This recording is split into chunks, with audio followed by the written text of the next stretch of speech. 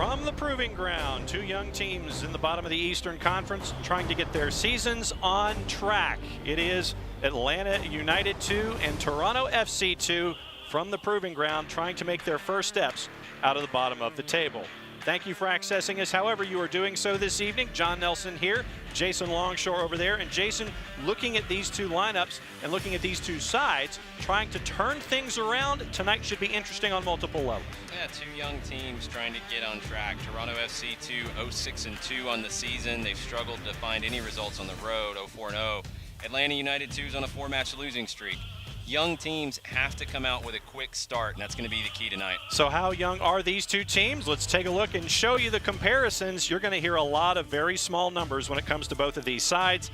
On the left-hand side for Atlanta United 2, oldest player to score 22. For TFC 2, it's an entirely different story. Yeah, this TFC 2 team, lots of 17-year-olds in the lineup tonight, and their average age of their goal scorers is 18.6. It's a very, very young team trying to gain valuable experience here in USL. All right, let's take a look at the players under the spotlight tonight, starting with the young Reds, and we'll go with the double nickel, Aiden Daniels. Aiden Daniels, a 19-year-old veteran of Toronto FC 2, 45 career matches with the squad. He often wears the captain's armband, a U20 international for Canada. Then you look at Daniels, he'll be the one usually wears the armband, but he'll be the kind of the straw right there in the middle of it all for Toronto FC 2, and he was for the last couple of matches in the middle of it all as they were trying to put the ball in the back of the net. On the flip side, for the home team, the guy who's been putting the ball in the back of the net a lot, John Gallagher. 4 goals in 7 matches. Gallagher has a couple of goals with his head, a couple of goals with his feet. He's been that spark plug on the left side, and it's been interesting to see because up top is where he normally played for Notre Dame, coming in as a first-round draft pick in the MLS Super Draft. Here he's making his money as a left winger. When we come back to the Proving Ground here at Coolray Field, we'll give you lineups, we'll give you what to expect here with two teams trying to turn their early parts of the season around. When we come back here on ESPN Plus, it's going to be ATL UTD 2 coming in with a record of 1-4-3. Toronto FC 2 trying to get their first win of the season. We will be right back with soccer after this. I knew your name before you did. I knew your fears, your hopes. I knew what you could accomplish, how great you could be. And I knew just where to take you when you got hurt. You'll be back out there in no time. For physical therapists and certified athletic trainers who only work with young athletes, there's Children's Healthcare of Atlanta Sports Medicine. Moms know. Los accidentes suceden sin avisar y conseguir el tratamiento médico que usted o un familiar merece puede resultar difícil si no cuenta con la ayuda de un buen abogado. Por eso nos dedicamos a pelear por sus derechos, asegurándonos que usted no solo reciba la compensación que merece, sino que también reciba la mejor atención médica. Le atendemos en español. 404-888-8888. Bader Law Firm, comprometidos con usted y su familia. There are never enough hours in the day, so you can't let sniffles, strep, or aches and pains slow you down. But finding great healthcare that fits your schedule can be tricky. With Piedmont Quick Care at Walgreens, you can get great same-day care right around the corner. There are 27 locations and counting, all with extended hours and most open 7 days a week. You can book an appointment online to get in, out, and on your way. Visit piedmont.org/quickcare now to learn more. Piedmont Quick Care at Walgreens, one stop to better. I knew your name before you did. I knew your fears, your hopes. I knew what you could accomplish, how great you could be. And I knew just where to take you when you got hurt. You'll be back out there in no time. For physical therapists and certified athletic trainers who only work with young athletes, there's Children's Healthcare of Atlanta Sports Medicine. Moms know.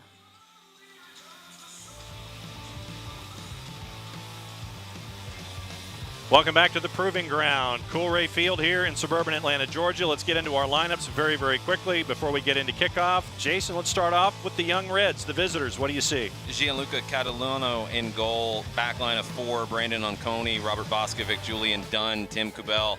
Midfield, Noble Okello, Luca Uccello, Gideon Waija. Out wide, Luca Petrasso on the left, Aiden Daniels on the right, Ayo Akinola up top. Then for the flip side and the home team for the Stripes, this one is a very interesting lineup. Lots of first-teamers in the mix. Mitch Hildebrandt in goal. Backline left to right, Mikey Ambrose, Will Crane, Andrew Kendall Moulin, Andrew Wheeler Amanu. 3 central midfielders, Jack Metcalf, Oliver Shannon, Laurent Kissiadou. Wingers, John Gallagher on the left, Brandon Vasquez on the right, and Romario Williams up top. All right, those are your lineups, and that's what it's going to look like here.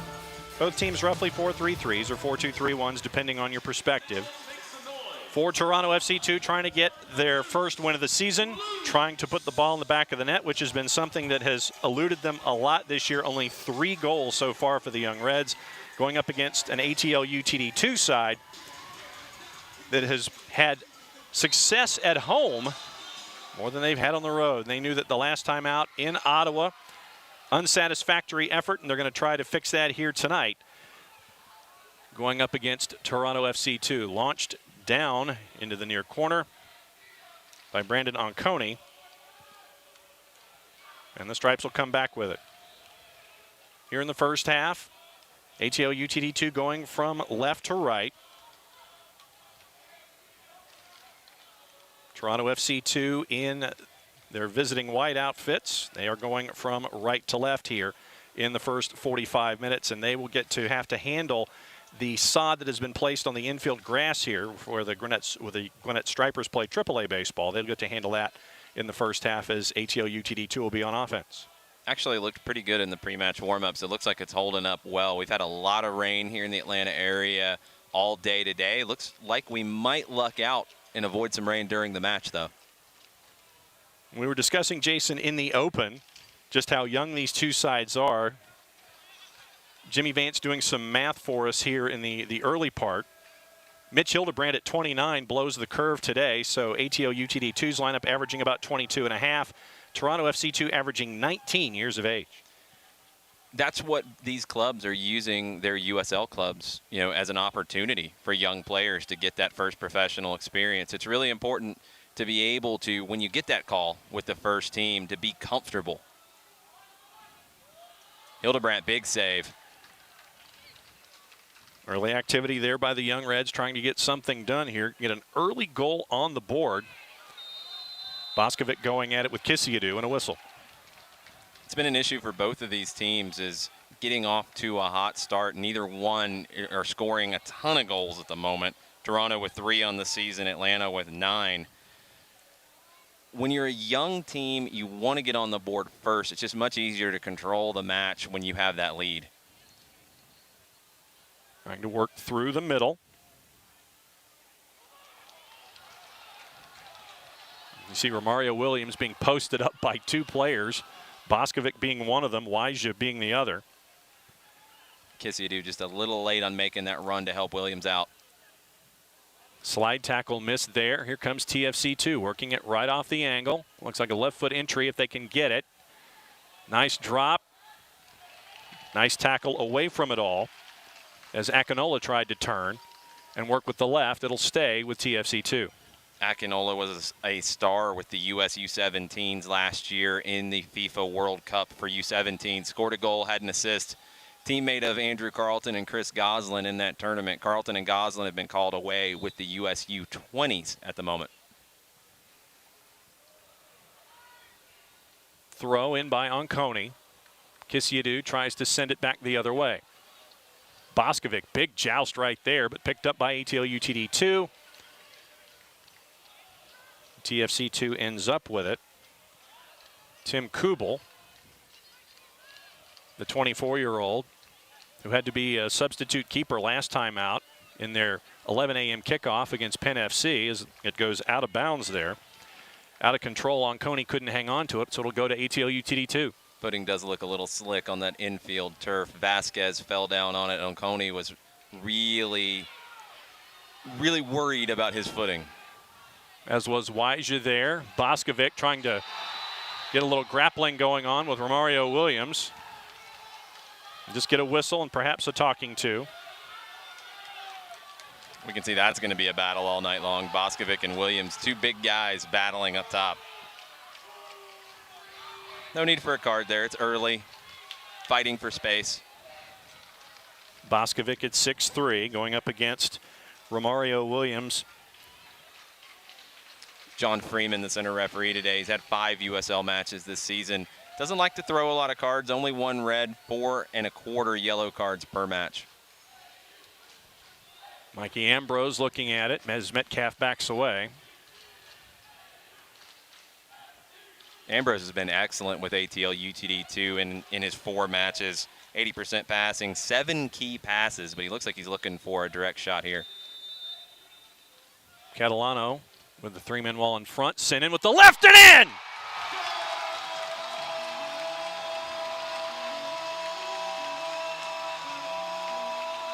Mikey Ambrose with the left late in the 5th minute, and something that has been sorely missing. Goals in the back of the net for the Stripes, and they get one right here. Early goal for the Stripes, and that can get everything off on the right foot. Mikey Ambrose has been taking notes from Kevin Kratz in training. Goes with the left foot, curls it into the near post. No chance for Catalano. ATL UTD2 goal scored by number 22, Mikey Ambrose in the 6th minute.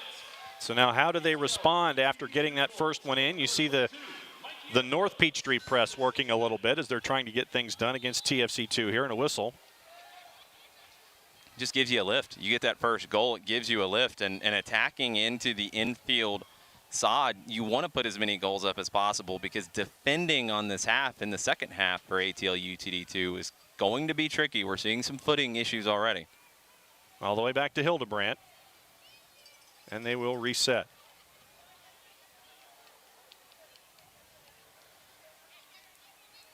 Working from one side to the other, trying to figure out what they can do to get something done against the Young Reds. Kissiadou, drop.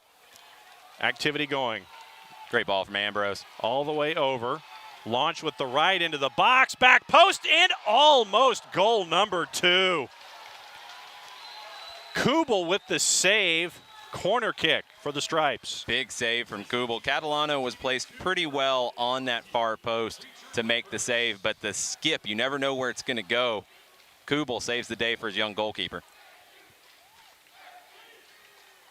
Great run from Mikey Ambrose. So the whole thing started with him, the 1-2 with Kissiadou, and then the big switch to Wheeler Amanu. Our first Creature Comforts corner kick here of the season. The right foot sent in. Back post, a couple of slides there by Vasquez. Goes over the inline, goal kick. Brandon Vasquez played a good bit with the first team with Atlanta United last year. He's had some injury problems early on in 2018. This is a big opportunity for him, his first ATL UTD2 start, but an opportunity to show Tata Martino that he's ready to contribute again with the first team. Select is the official soccer ball of the USL. For the latest Select products and special offers, please visit www.selectsportamerica.com. Receive free shipping on orders over $50.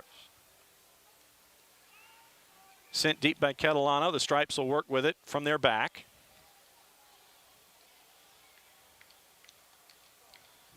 Pressure here from the Young Reds. Trying to get something in transition. And then the big switch to the far side. Looks like Gallagher is on the edge with it. Far side of the box, looking for an entry, knocked away by Catalano and cleared. Excellent work from Gianluca Catalano to get the left hand to that and knock it away out of traffic a little bit. Just enough of a misdirection, so there's no chance for the Stripes to get into it. Big recovery there in midfield from Jack Metcalf, the captain for ATL UTD2, overtaking Luca Uccello as Toronto tried to look for the break. Sent down into the corner, too much for Romario and for Vasquez. Goal kick.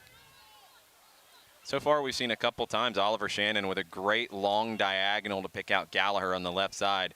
That's a big part of Shannon's game that Atlanta's looking for him to improve on, is his passing. It's been solid thus far, but they expect him to be able to do a little bit more as he gets comfortable in this role. Back to the mid, and you see there's a sloshy there. I guess I'll use that as the adjective. Sloshy? Sloshy. That might be the best way to describe it. We're starting to see that water come up on the sodded parts of the field. On the near side, which is the third baseline, see Brandon Vasquez working against Onconi, sends it back to Kissiadou. Left foot, looking for Gallagher at the back post. Nothing happening there. And TFC2 comes out with it. Gallagher almost intercepts. Kubel working with Okello. It goes out, and it'll go back to the home team.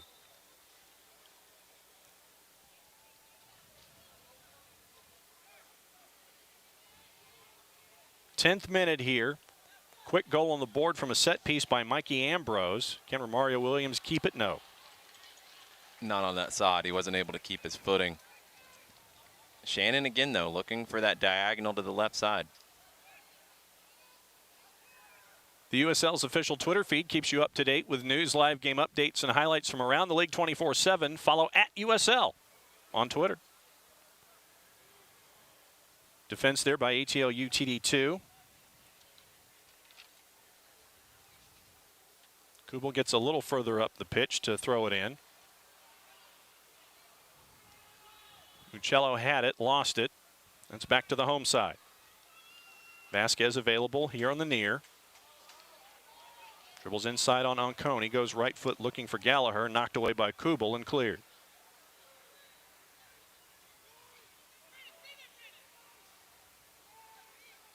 All the activity at the back, sent into Vasquez. Vasquez looking to turn, work with the left on the infield, launches with the left over the net.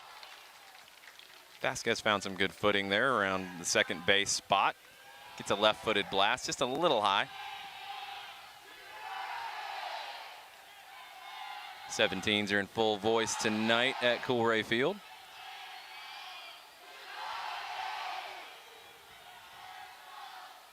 Sent back in with the right.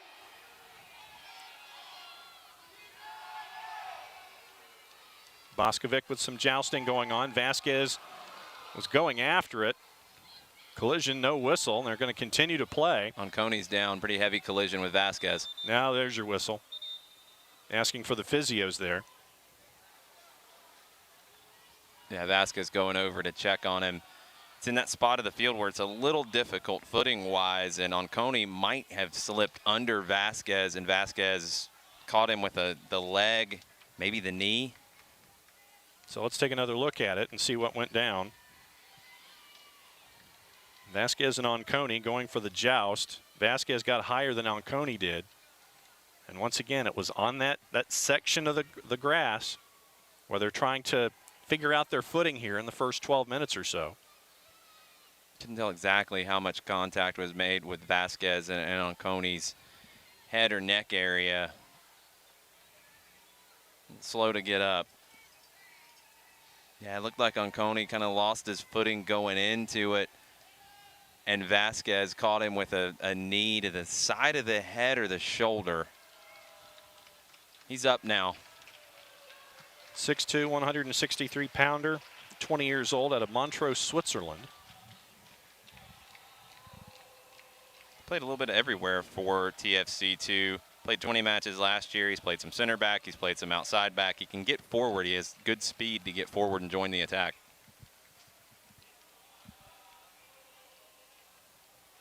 Going to be a drop ball situation. Uccello is there for TFC2.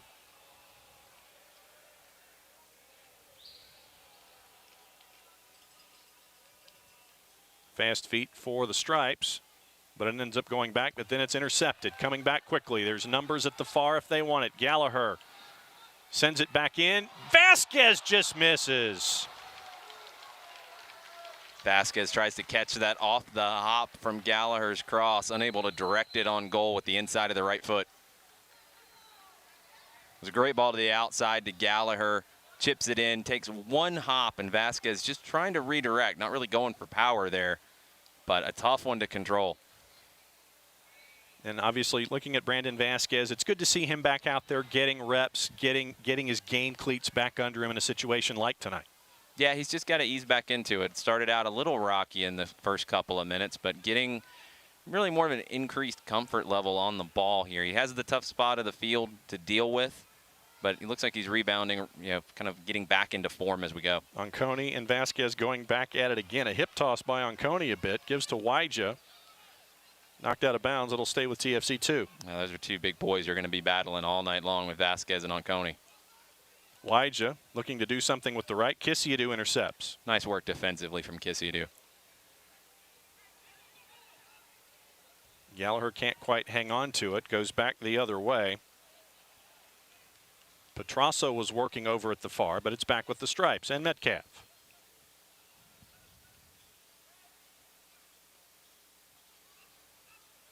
Gradually working its way up through, just past. There's Kissiadou. Over and out of bounds. Last touched by TFC2, so it'll stay with the home side here. In the 15th minute, 1-0 off a Mikey Ambrose set piece. Will Crane, the U19 Atlanta United Academy player, making his first USL start tonight. That'll be another player that I'm going to want to see you under the magnifying glass and take a peek at his activity so far. Sent in with the right foot, goes across the pitcher's mound with that sod, but it ends up back with ATL UTD2, and they'll try it again. Boskovic read it well, tried to carry it out of the back. Left foot finds Vasquez. Flag up. Yeah, Will Crane at center back. He's committed to Brown University. Led the U19s with Atlanta United Academy to a regional title. Ran into his coach just a little bit ago, Rodrigo Rios, and Rodrigo was telling me how well Crane played over the weekend in those clinching victories. Sent back in by Catalano. 1-on-2 for TFC2. Sent to the far. They'll regroup with the left foot. A little shy, looking for some offensive help, but it comes back the other way quickly. Sent across, looking for Romario Williams, intercepted nicely by the Toronto FC2 defense, and they'll try to work their way out. Great touch from Daniels to break out. Wyja all the way over, trying to get things done at the far side. Sends it to the middle. Noble Okello. Okello, Aiden Daniels, trying to work near side, sends it in with the left, wide open and into the net for Toronto FC2. We're tied at 1s in the 17th. Great work from Aiden Daniels on the left wing for TFC2. Daniels and Petrasso switched sides as the half has gone on. Picks out Ayo Akinola at the back post. Too easy. Will Crane has to mark better there. Hildebrandt a step slow, and it's Akinola opening the scoring for TFC2. Once again, Aiden Daniels focused on him of the open, working against Andrew Wheeler-Amanu. Sends it in with the left, into the back of the net, and tied at 1s. Only the 4th goal of the year for the Young Reds, and they pick it up to tie the game at 1. Really impressed so far with Aiden Daniels. We've seen him do some work defensively. We've seen him do some work carrying the ball out of the back for his squad. Great run and left-footed cross to pick out Akinola. So let's see what the Stripes can do to respond here with a game that's had a lot of back and forth in it. Both teams putting it in the back of the net one time each. Good defense there by Kubel to knock it away. Toronto FC2 in possession. Kubel thought about sending it airways, when ends up going on the ground that time to Uccello. Looking for Akinola, intercepted, but picked back up. A lot of space in the middle over here to the left-hand side. Daniels works in with the right, sends it in short side, misses everything. It'll be a goal kick. Aiden Daniels causing some problems for ATL UTD2. In a 1v1 situation, Daniels is finding some different ways to beat Wheeler-Amanu. He cut to the outside the first time. This time he cuts to the inside and looks for the shot to the near post. Wasn't able to put it on goal. Lauren Guyu's charges so far, finding the offense that's been missing sorely in the first quarter of matches this season. Game tied at 1s. Hildebrandt sends it. It was a joust with Onconi. Threw a lot of bodies there, but picked back up by the defense. Sends it all the way back to Catalano. He's got to do something with it just before Gallagher gets there. Gets rid of it, sends it into the third base dugout.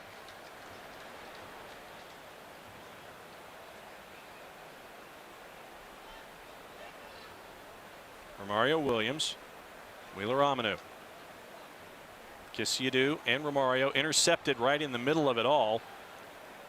Big challenge by Shannon to prevent the break for Toronto. Uccello had an idea, picked off, intercepted, back with the Stripes now.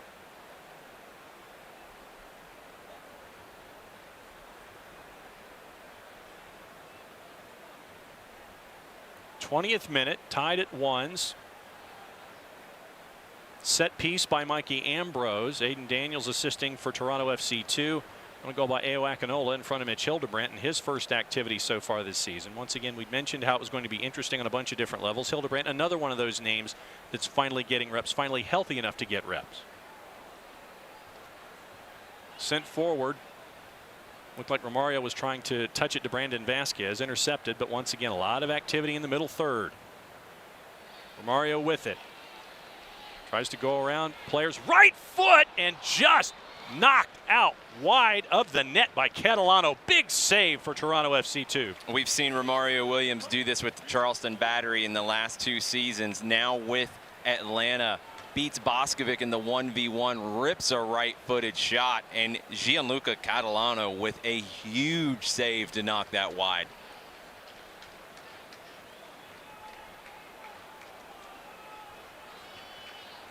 Another Creature Comforts corner kick. Sent in with the right, looking for the far post. Wheeler Amanu with the jump, gets caught in that grass. But out with it was Toronto FC2. Bodies going down all over the place. Akinola was jousting with Ambrose. Whistle on Akinola. Ambrose battles there, earns a free kick.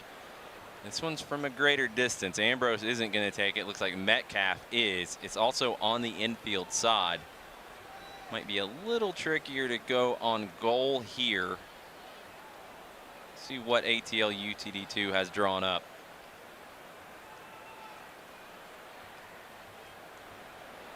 Will Crane off to the right. Wheeler Amanu at the near. Gallagher in the middle of it all, guarded by Kubel. A lot of jousting and some whistles. Once again, it's Vasquez and Julian Dunn going at it. Big physical presence Dunn right there in the middle of it all. Let's see what happens with the kick. Whistled in. Chipped in over. And into the first base dugout. Tough spot there for Metcalf to be able to control that shot, as it was right on the edge of where the turf, the infield grass, or the infield dirt is covered by turf. A little difficult for Metcalf. Want to get exclusive video content and photography from across the USL? Make sure to follow the league's official Instagram account at USL Soccer. Launched by Catalano. Jousts back and forth, picked up by the Stripes. Sent with the left up to Romario Williams. Over to Gallagher at the far. Bodies dropping back for the visitors. So it's sent back out to Will Crane.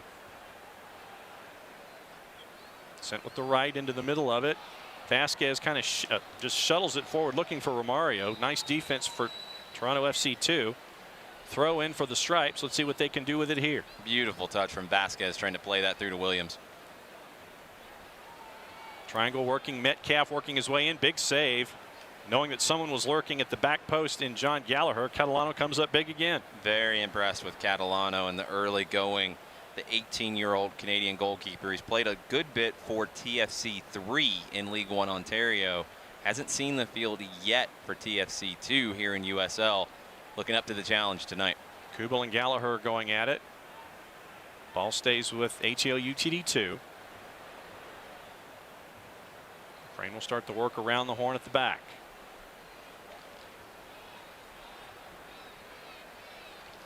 Playing catch with Kendall Moulin, looking to pick it off. And that was a close call there. Aiden Daniels almost picking it off, but here comes Vasquez trying to send it in. Saw what he wanted to do, but it was intercepted by Boskovic that time, knocked out. Last touch by Vasquez goes to TFC2, and Onconi will throw it in. And there's Vasquez getting involved with a passing lane. All the way over to the far. Ambrose getting involved and gets possession back for the home side. Ambrose able to shut down Tim Kubel. Kubel was a player out of Louisville that I was really impressed with. Played in the midfield mostly at Louisville. He's making his pro career at right back, and I think he's a prospect that TFC could see for quite a while. Hildebrandt tries to send it and look. Nice idea by Wheeler Amanu there, trying to get a little fade to see if Toronto FC2 would touch it last. They don't. in the eyes of the officials. Goes with the visitors. on Coney with the throw to Wyja. Once again, cleats in passing lanes. Turned over once again. Good flick on, looking for Gallagher. In that infield grass, and Kuba will clear. Kissidu tried to hit that first time for Gallagher. It's a really difficult skill check for Laurent Kissidu. Nearly pulled it off.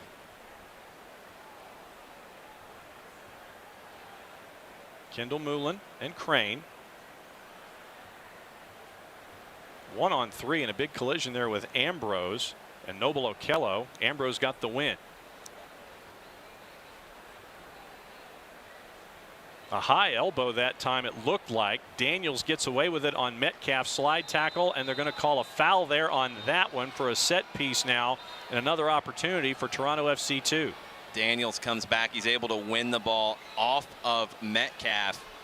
Not sure if there was a foul there. The referee didn't think so. And then Kendall Moulin slides in, and there is a foul called. It's a free kick from a pretty, innocuous spot, maybe 40, 45 yards from goal.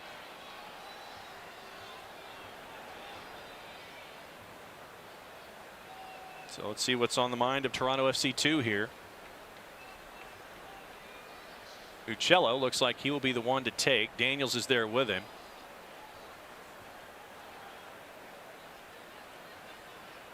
Three-man wall for the Stripes. Looks like Uccello's going to line it up with the right. Some big targets for TFC2 on the edge of the 18. High line from ATL UTD2. See if Uccello can drop this in around the penalty spot. Launches it. Got under it too much. Sends it over the outfield wall. Goal kick. That was not the best option. It's a difficult distance to try to put that on frame with power. He had some options. We'll see if next time TFC2 looks for one of their big targets. Mitch Hildebrandt finds Mikey Ambrose. Activity in the middle. Kissidu goes around Wyja in a hurry. Goes around a lot of different bodies in a hurry. Gallagher at the far, looking into the box. Who's going to be there to take it? Big touch! And in the back of the net, Romario Williams.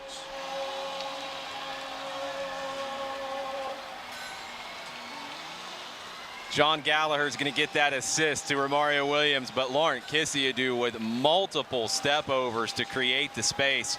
Perfect left-footed ball from Gallagher to the back post. First time right-footed finish from Romario Williams. We've seen him score double-digit goals back-to-back seasons with the Charleston Battery. He opens his USL account for ATL UTD2 here tonight. The leap and the volley in the back of the net, and another goal for ATL UTD2 at the Proving Ground.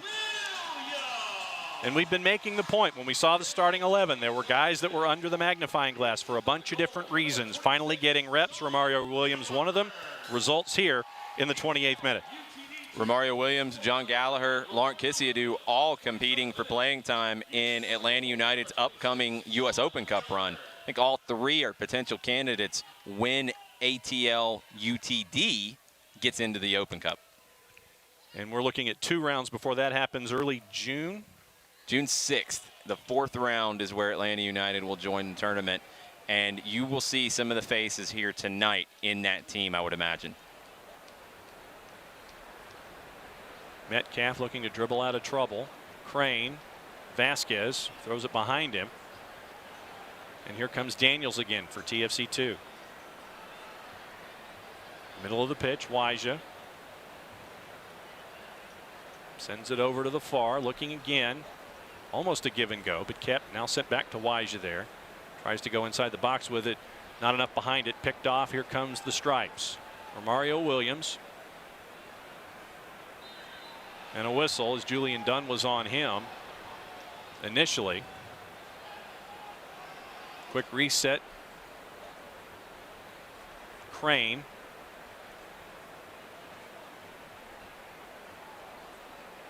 An activity by the Stripes over at the far side. Did not go out of bounds. It'll stay in, and so they'll work it around the horn again to the near. Crane thinking about it. Sees Vasquez. Looking for any kind of an outlet. Akinola forces a decision. Sent to Williams. One touch. Gallagher looking for Williams on a sprint. Catalano will pick it up. as it looked like Boskovic was barely trying to touch it. That's what we're seeing from ATL UTD2 here in the early going. Lots of interplay between Vasquez, Williams, Gallagher, Kisiadu. That time Williams drops in to show as a target forward. Kisiadu overlaps him, tries to make a run, unable to find him. Joustin out of bounds. It'll go back to the home side.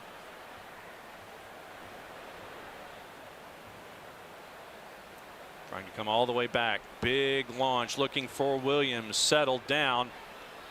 Can Williams get it to Kisiadu? The answer is no, and they'll get it back to Catalano instead for Toronto FC2.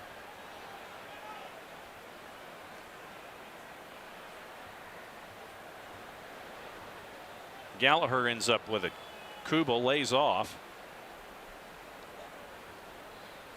Metcalf in a triangle. And as Gallagher tried to turn on Kubel, Kubel gets rid of it, sends it back out.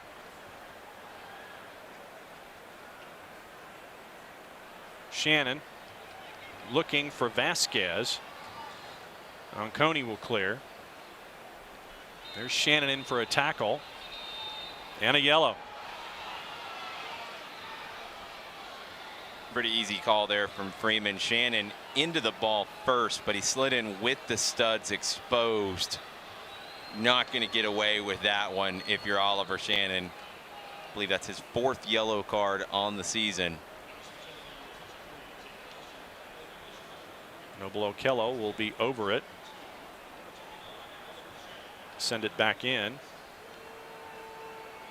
Shannon taking that enforcer role for ATL UTD2, a physical presence in the holding midfield.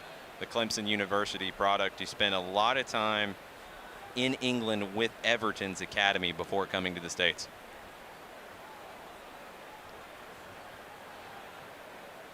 TFC2 working a lot of big triangles. Waja at the far.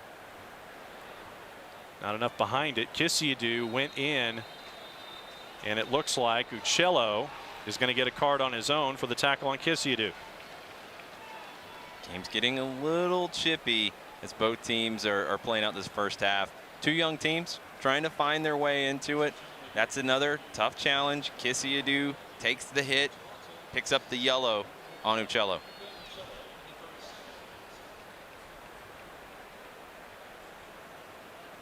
Kisiadu, just all the cleats going after the ball, and Uccello gets the yellow. I was going to avoid the following line and was a poet, didn't know it, but I'm just going to go ahead and say it and get it out of the way. 33rd minute here. ATL UTD2 with 2 goals on the board. TFC2 trying to come up with their second on the board. Akinola out of control as Romario Williams backtracked. That's good work from Williams. It was a poor touch from him that led to that break, but he's able to get back and force Akinola into a tough spot, and he can't keep his footing. Shannon playing catch. Big idea with the left. Vasquez with the header. No one there in support. So it looks like it's going to be Boskovic sending it back to Catalano. Kisiadu in pursuit.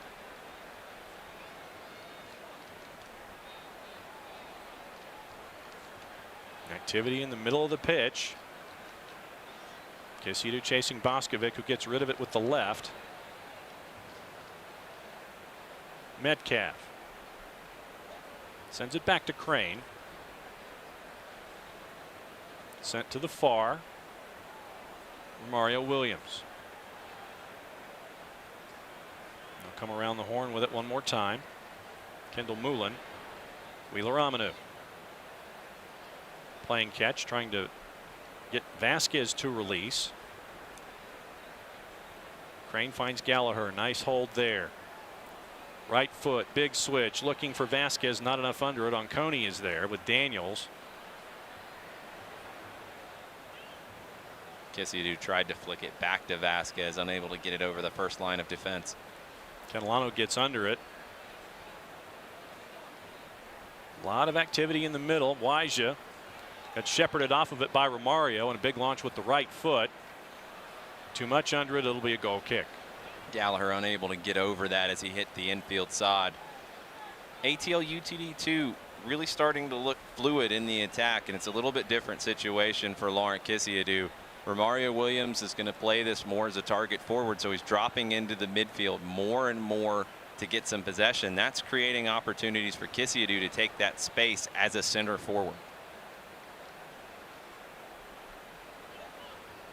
Off the joust, it stays with Toronto FC2 and Vasquez. And with that movement, Vasquez and Dunn have to keep tabs on both Williams and Kisiadou as they enter that central channel. Kubel tries to do something, looking for Waja, but it ends up going all the way back to Hildebrand, who's trying to figure out something to do with it at the back line. But Uccello ends up with it. See where the activity goes here. Okello looking for Akinola. Sent over to Waja. Kubel on the overlap with the right, sends it in, headed away. It's the academy center back Will Crane with a nice header at the near post.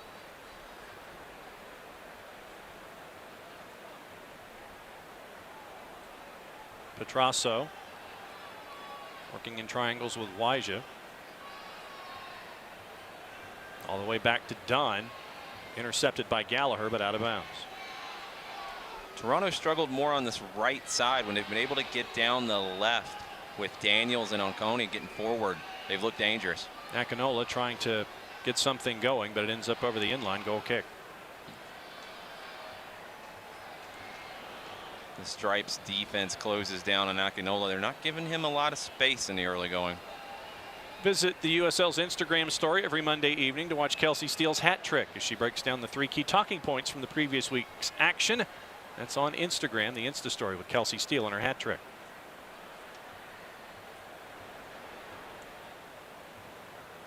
'37th minute, 2-1, ATL UTD 2. One touch with the triangle there. Romario Williams to Vasquez. Vasquez double team. Boskovic looking to push him off.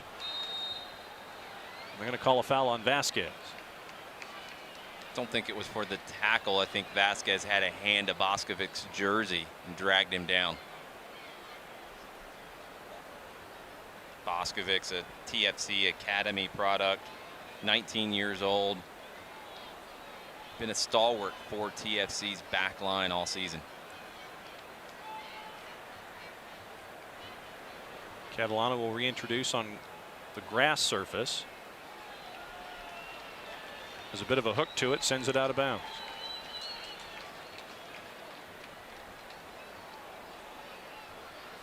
Onconi and Vasquez going at it. We knew they were going to be going at it a lot. This was episode 5 or 6 so far here in the first half. Sent back over to the other side. Looking, Kisiadou tries to leave it for Gallagher. Too much. A lot of ping-ponging with bodies. Toronto FC2 will come back out with it. Okello looking. Is it too much for Daniels? Yes. Into the camera well. Possession's been an issue for TFC2 all season. Only 42% of the possession in matches thus far. They haven't had a match yet where they've had more than 50% of the possession. Early going tonight, they're around 33%. Kisiadou and Dunn. Back to Kisiadou, looking for a little help, tries to send it across. Didn't get enough under it to get it to Vasquez, but Vasquez comes back with it, and it hit Vasquez last as he and Daniels were going after it. It'll stay with Toronto FC2. Onconi the throw. The biggest issue tonight for TFC2, you know, we talk about possession being an overrated stat at times. It's Big giveaways like that. Big interception here. Right foot just misses. You're going to get a whistle here on Boskovic. Grabbed him. It's going to be a free kick from just outside the box, it appears. So let's see. Here's your look. And a card there on Boskovic as Metcalf was trying to work his way through. Got pulled away from the ball, pulled it with the right foot to the far post. So Boskovic ends up with a yellow in the 39th. It's the giveaways, and that's been Toronto's undoing all season. They're just not completing their passes at a high enough rate. Tonight has been a real struggle for them. Giveaways exactly like that lead to turnovers, and that's something we've seen Atlanta thrives on. That's what their system tries to do, create those turnovers and attack quickly. Now they have another dangerous free kick, and the earlier one, we saw what Mikey Ambrose did with it. Does he have another one in the bag? So let's see what Catalano does here. What has Catalano learned from the first one with Ambrose setting up?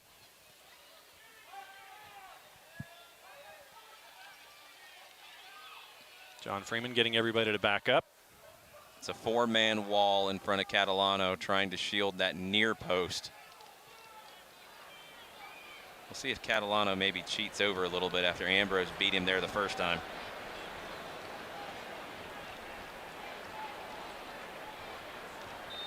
Ambrose skying and spying. What's he going to do with the left? Send it in. Big switch in the back of the net again.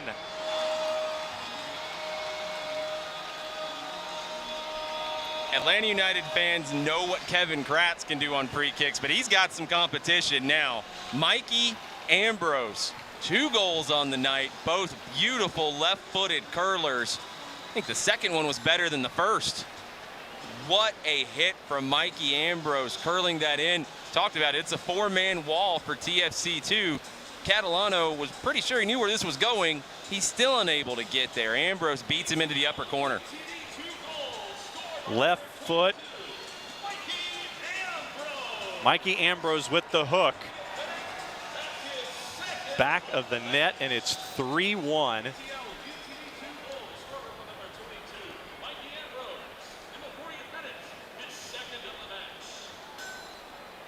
Now, what we see normally with Atlanta United is that in situations like this, they'll put the pedal down, and that's what they're looking to do here. How can they turn it? Metcalf trying to send Kisiadu and Gallagher. They're both there, but Dunn gets there first. I think that was the problem. They were both there, and neither one took the decisiveness to grab that on their own. Ambrose and Waja went at it. Hits Ambrose last, so Kuba will throw for Toronto FC2.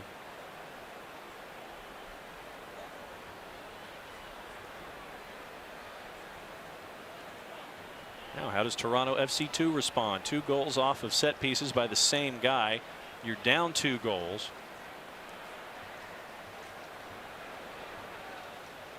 And in the matches that you've lost this season, you've given up 2 goals or more in all of them. 4 to Pittsburgh has been the most that they've allowed so far in a season. ATL UTD2 has scored 3 in the first 40. And you're seeing the Stripes go after it. Metcalf with an aggressive run forward. Toronto looking for a response. Uccello was looking for Petrasso. Goes over the inline goal kick. Smart from Crane, just shielding that one out. Keeping it simple, not trying to overcomplicate things and try to play that. Good decision from the youngster. I'll save report cards for all of the younger players for the second half, but I'll warn you right now, asking for a report card from Will Crane before the end of the night. Fair enough. Mikey Ambrose with it. Halfway through the 43rd. Crane looking for Metcalf. Metcalf turns, sends it back to Ambrose. Big launch with the left. Can Gallagher get there? But not before Catalano does. Catalano read that quickly, was off his line at the top of the box to grab it. Julian Dunn to Waja.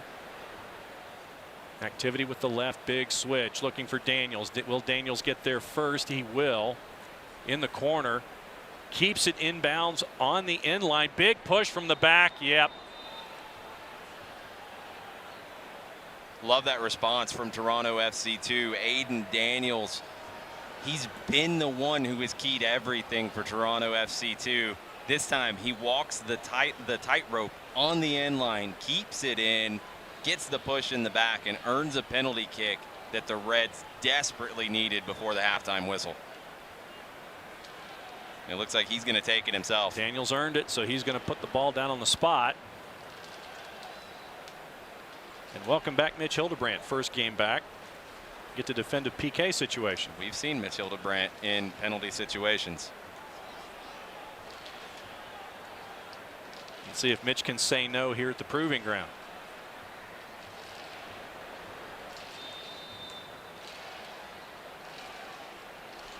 And it's in the back of the net.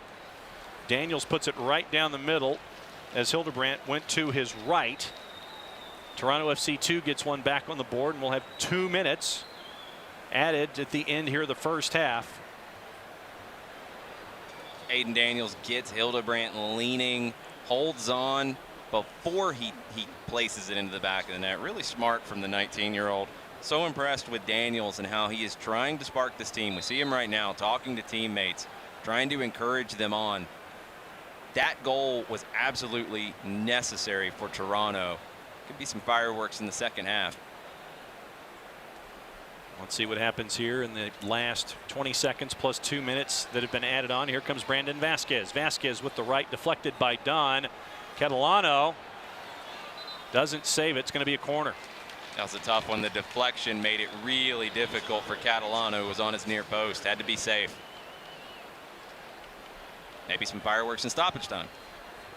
Mikey Ambrose on the left had the play call like the point guard as he was running to the corner. We'll see what fist is here. Ambrose sends it in. A lot of bodies right there in the middle.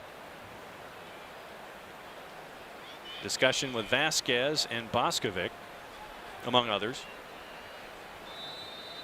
So let's see what Mikey Ambrose can do here. Short. Sets it back up, sends it back in. Ambrose was offside.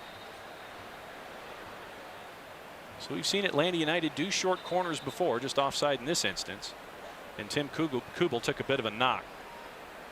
Big time collision there at the near post. Kubel's down. Atlanta players, Toronto players having a pretty long animated discussion about it. John Freeman gets in the middle of it. Boskovic discussing, Daniels discussing. Daniels shooing John Gallagher away.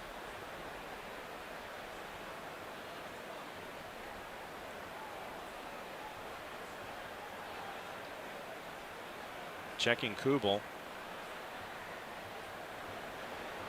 Seeing what the vision's looking like, seeing how well he can follow along with the physio. Looked like he tried to sit up and went back down. Helping him up now. All right, that's stage one. It's good that he's sitting up. Oh, it was Catalano that got him.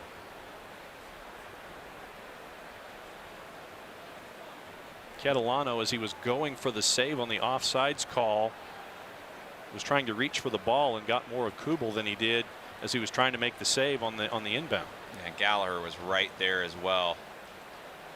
That's what some of the Toronto players thought, was that Gallagher made the collision. Looks like from the replays we're seeing, it was his own goalkeeper. So Kubel's up, shaking it off.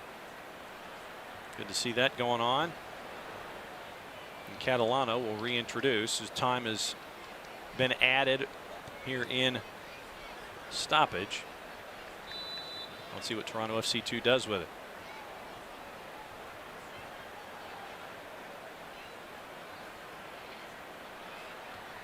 Sent in with the right flat. Once again pull hooked, and he hit the camera. Maybe one final opportunity for the Stripes.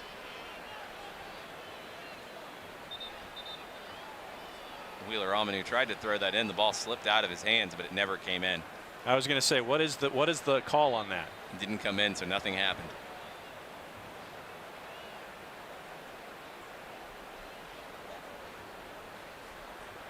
Ambrose at the far. Crane. Kendall Moulin looking for the long launch. Wheeler Amanu is there, but it hits him last, goes over the end line. It'll be another goal kick for Catalano. That should do it here in the first half.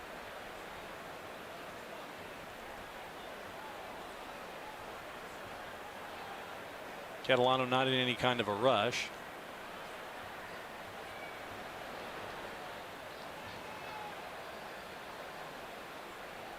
John Freeman waiting to whistle, and there it is. 5 goals in the first half, 3 for the Stripes, 2 for Toronto FC 2. Back and forth, it was 3-1, and then a penalty kick by Aiden Daniels made it 3-2 after the first 45 minutes. Two teams at the bottom of the Eastern Conference trying to make their way up the ladder and make that first step tonight. We'll be back with more in the half after this.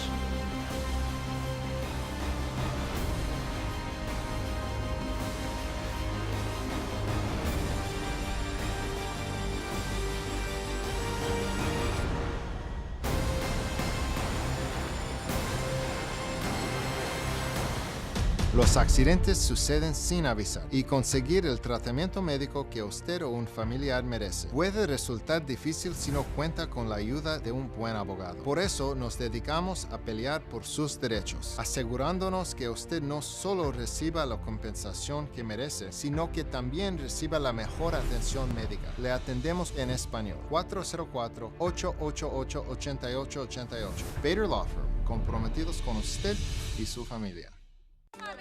I knew your name before you did. I knew your fears, your hopes. I knew what you could accomplish, how great you could be. And I knew just where to take you when you got hurt. You'll be back out there in no time. For physical therapists and certified athletic trainers who only work with young athletes, there's Children's Healthcare of Atlanta Sports Medicine. Moms know. There are never enough hours in the day, so you can't let sniffles, strep, or aches and pains slow you down. But finding great healthcare that fits your schedule can be tricky. With Piedmont Quick Care at Walgreens, you can get great same-day care right around the corner.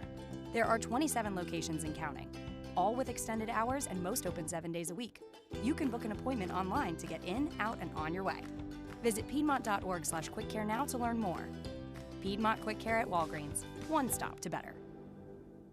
Los accidentes suceden sin avisar y conseguir el tratamiento médico que usted o un familiar merece puede resultar difícil si no cuenta con la ayuda de un buen abogado. Por eso nos dedicamos a pelear por sus derechos, asegurándonos que usted no solo reciba la compensación que merece, sino que también reciba la mejor atención médica. Le atendemos en español. 404-888-8888. Bader Law Firm, comprometidos con usted y su familia. Welcome back to the Proving Ground. 3-2 after the first 45 minutes. Next match up for ATL UTD2. They're back on the road. Right now, this is the meat in the road sandwich. 7 of 8 on the road. They leave here, and on the weekend, they get the defending champs. Go to Louisville City. Activity at Slugger Field next up for the Stripes next weekend. But we come back, we'll have more stuff with news and notes, team of the week, power rankings, all that kind of stuff. But before we go any further, how did we get to this moment in time when it comes to the standings across the USL? Here's your look back at the week that was.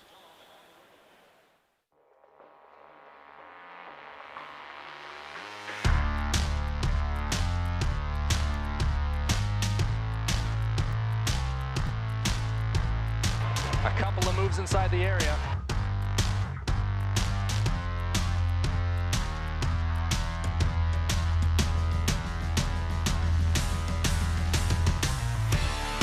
Curls it in. Oh, what a strike from the captain!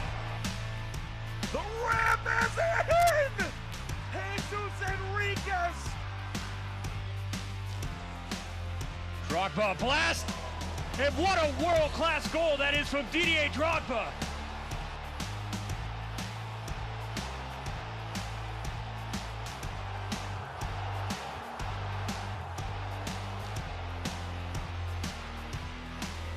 Stutter step. Cavaluzzo!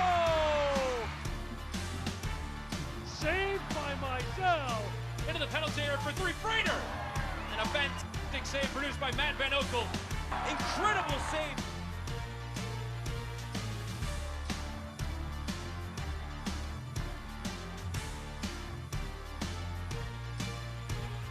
Kelly from distance. And Mydell, excellent work.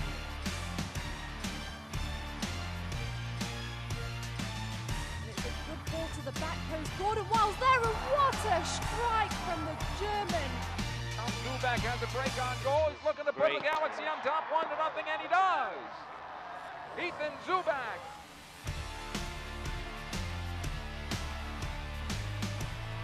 Looking to cross, does. Low cross, punched away. Takes a shot. Now battle of the box, shot it in!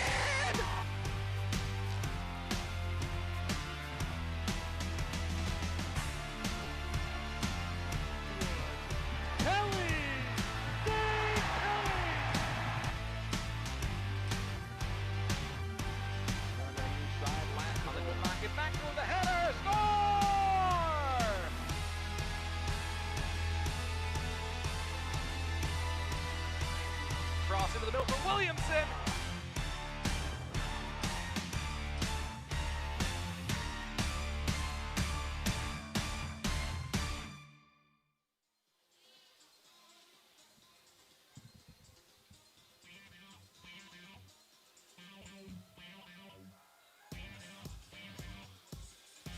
All right, welcome back here to the Proving Ground, and we will let you know what else is going on here with news and notes around the league. And obviously, Jason, the first thing has to do with the Eastern Conference, and we can use the fancy word gaggle for what's going on for basically teams 1 through 9. That is your word. Only 7 points separating first place from 9th place in the Eastern Conference. The overall level of the East is incredibly strong this season in the USL.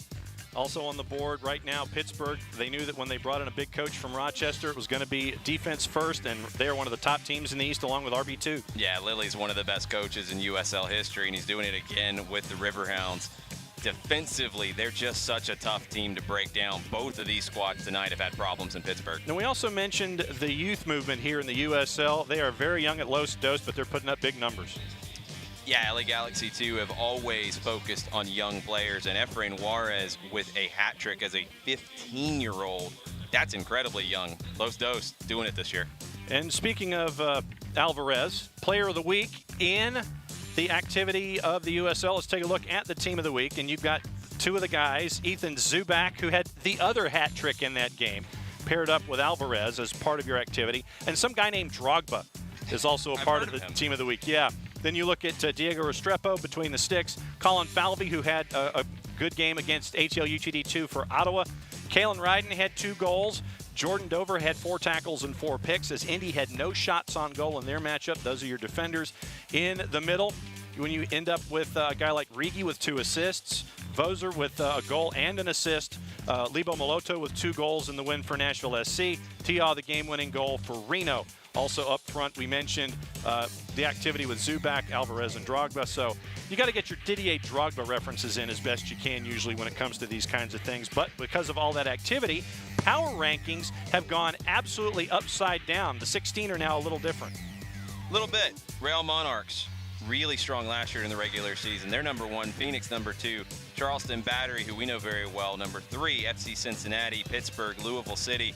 Louisville City, a little surprising, they're falling down the rankings a bit. Orange County, Red Bulls 2, Swope Park, Indy, Sacramento, Portland, Nashville, San Antonio, Reno, St. Louis. I think those are going to volley up and down all season long. And your upcoming schedule for matchups in the Eastern Conference, a lot of games to be paying attention to. The one at the top of the page has been flipped in its location. Charlotte Independence will host that match on Saturday against Toronto FC2.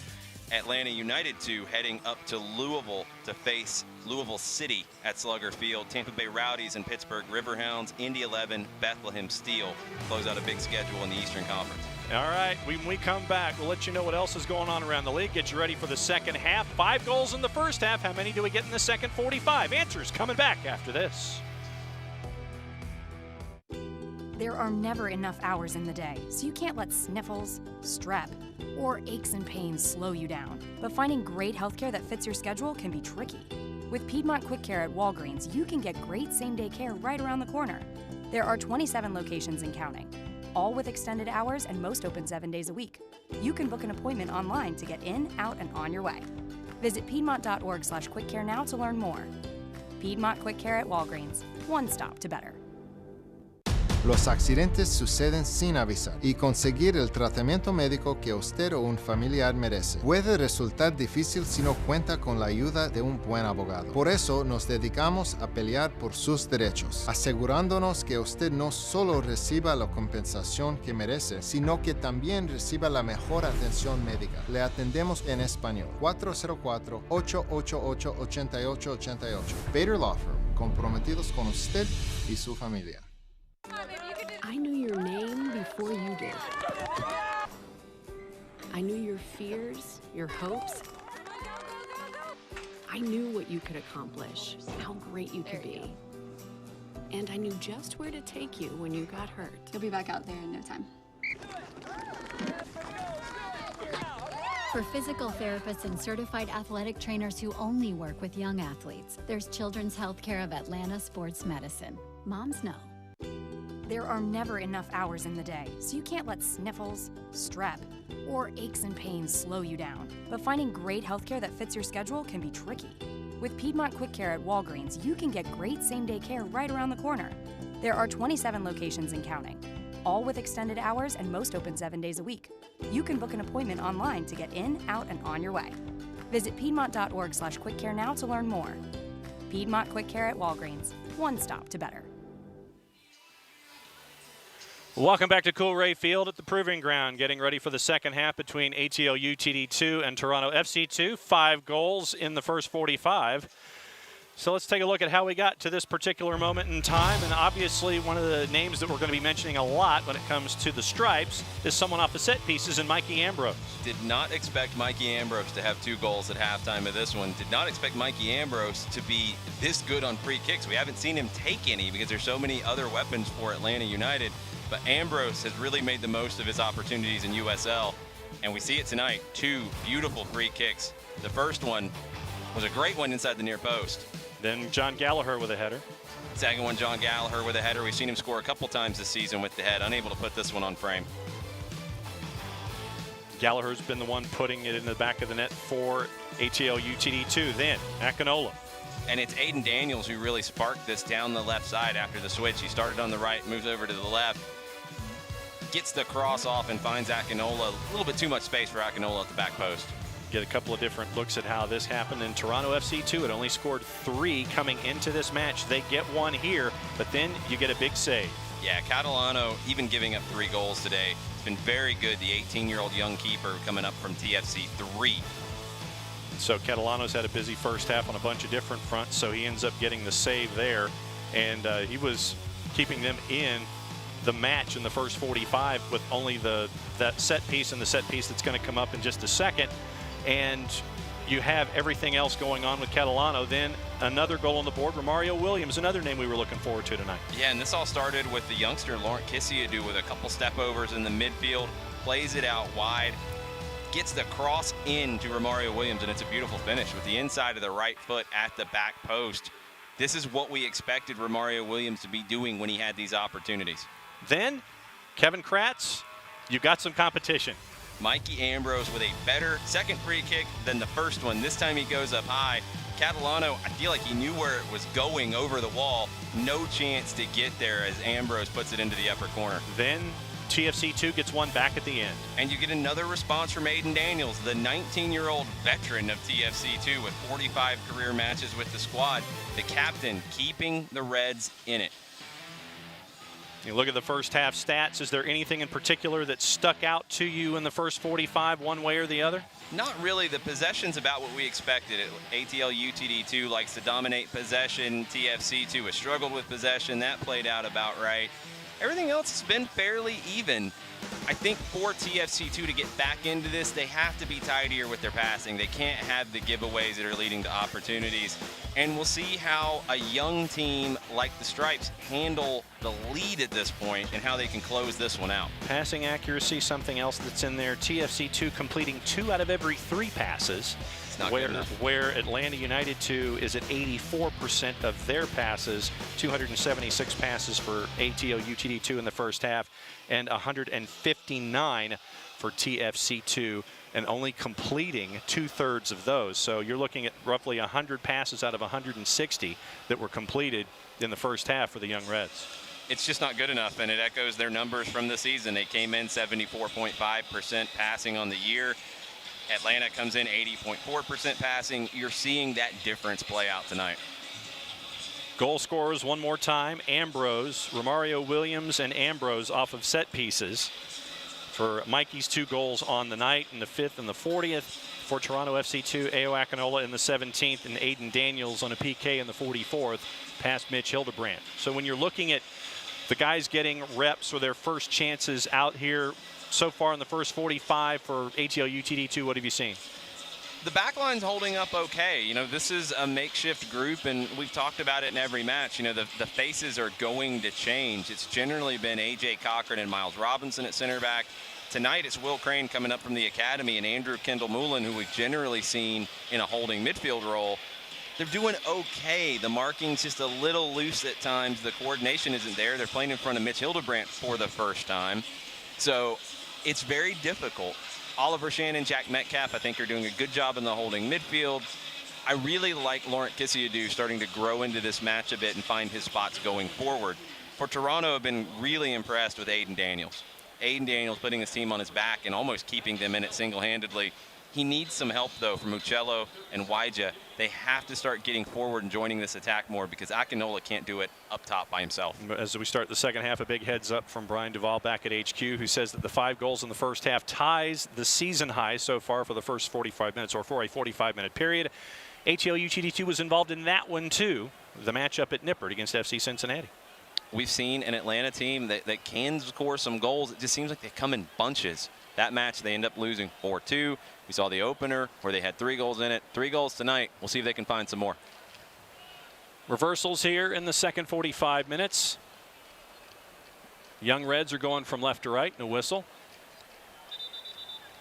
And the Stripes will be going from right to left as you are watching here. Thanks for watching us on ESPN Plus, and thanks for accessing us however you are doing so. He's Jason Longshore. I'm John Nelson here at the Proving Ground. We have a sub at halftime waiting to see who came off, but Matthew Serbel is in the match for TFC2 in the midfield.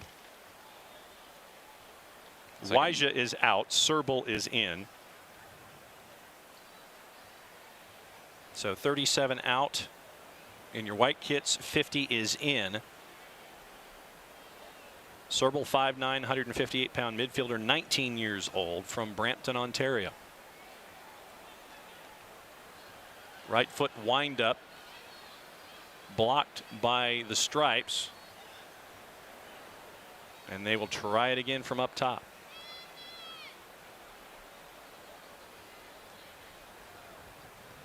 A lot of Atlanta kits back, left foot. Takes the outside of the left foot over the inline, goal kick. First touch was good from Daniels to beat Wheeler Amanu, but he's unable to keep that cross in to pick out Akinola or Petrasso on the back post. Which teams are hitting peak performance in the USL? Find out every Monday afternoon when the USLsoccer.com power rankings are released to see where your team sits after its most recent results. This is where it gets a little tricky for the Stripes, playing on this end, defending on this end with the more difficult side to deal with. We'll see how Crane, especially the youngster, handles it. Well, that was to the point that you made in the first 45 minutes, is that, you know, you want to be on offense and you want to put the pedal down offensively, going from left to right as folks are watching because of the weather conditions plus the grass itself. Yeah, I've always liked if one side of the field is in bad shape or it's a wet field, I always favor the attack because they know where they're going. They know what they're doing on the dribble. It's really tough for defenders to keep their footing. Petrasso playing catch, sends it forward to Akinola. And a give and go here. Akinola's got a bit of a run. The wind behind him, tries to chip it into the middle, and in the back of the net, we are tied. Luca Uccello in the 48th. And that's exactly what we're talking about with a young defender. Will Crane gets caught chasing out near midfield, following Akinola. Akinola beats him, gets in. Excellent cross from the youngster, picking out Luca Uccello. We said it at the break. Toronto needed to get some more numbers forward. This time they do. Uccello and Akinola combined to equalize. And in 49 minutes, Toronto FC2 has equaled the number of total goals that they've had coming into this match. And we are tied at 3 here in the 49th. It's great work from Akinola with a perfectly crossed ball, cutting it back to pick out Luca Uccello at the top of the box. So let's see how the Stripes respond. Crane, Metcalf. And pulled down on the whistle. Wheeler Amanu pulled down by Daniels on the far side. So once again, let's see how the Stripes respond in this situation.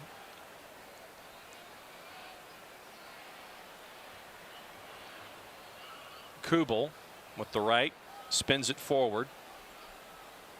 And Akinola gets around Crane, but it ends up with Kendall Moulin, who sends it back to Mitch Hildebrandt. Better from Crane that time, but Akinola's trying to get Crane out in space. thinks he has the advantage in a 1v1 situation. Wheeler Amanu looking for Romario Williams, knocked away. And Uccello sends it out of bounds. Sorry, Vasquez sends it out of bounds. But the Stripes will inbound. There's Romario. Left foot chip, looking for activity at the back. Gallagher spins it down and into the net! Gallagher with the left. And we were tied for maybe 90 seconds. Goals aplenty at the Proving Ground tonight. Romario Williams, left-footed, delicate cross to the back post to pick out Gallagher, who had time to settle it and rip a half volley into the far side netting. Perfectly placed from John Gallagher, his 5th goal of the season. In between two defenders over the top. Neither could get their cleats on it. Gallagher with the left goes to the far post, puts it in at a very, very tight space. It's 4-3 in the 51st, and here come the Stripes again. I don't think we're done with the scoring tonight. I think you're accurate. I think you're right on. Kubel knocks it out of bounds. Ambrose will throw.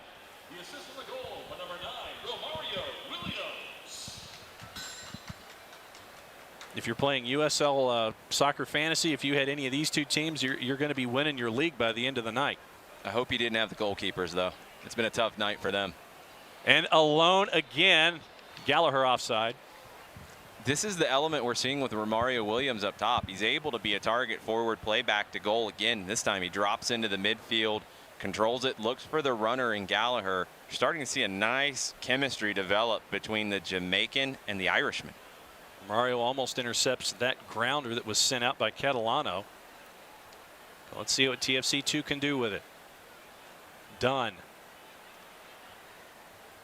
Kisiadu comes up to challenge, knocks it away, but Kubel will get there first. Has to slide tackle to basically send the ball forward, but back and forth picked up by Shannon. Shannon looking for Romario too much as he was trying to find Vasquez. Love the idea from Romario Williams there again. He's showing a complete package, and this has been, his progression here in USL. First year I saw him with the Charleston Battery when he was on loan from the Montreal Impact. He could finish, but he was an incomplete product. Last year with the Battery, he started to add these elements to his game, and now we're seeing what a preseason and training with the first team for Atlanta United has done. He's a more complete center forward, and ATL UTD2 is reaping the benefits from it tonight. Akinola, after a turnover, sends it back. And the Young Reds chasing after it. Good defense there to knock it out to prevent a break. Better from Wheeler Amanu. He's really having a tough time with Aiden Daniels on that side.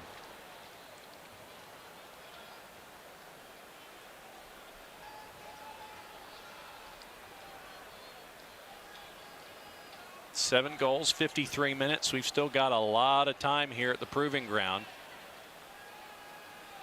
This story is far from over tonight on a midweek game as these two sides are getting ready for action on the weekends as well.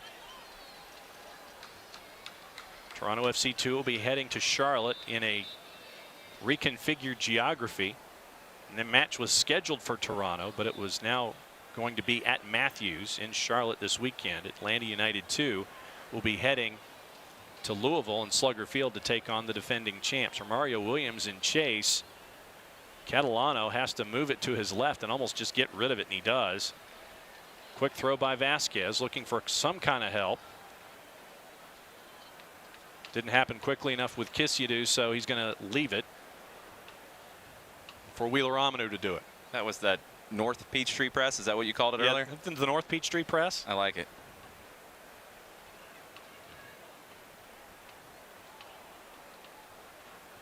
Uccello down the far side, tries to be shouldered off by ATL UTD2, but they'll reset with Okello. Daniels in the middle. Dunn. Kubel. Kubel's got some space. Working all the way down is Petrasso. He's shouldered off. Big save there by Ambrose. Back with ATL UTD2. Gallagher had it, but it was picked off by Daniels again.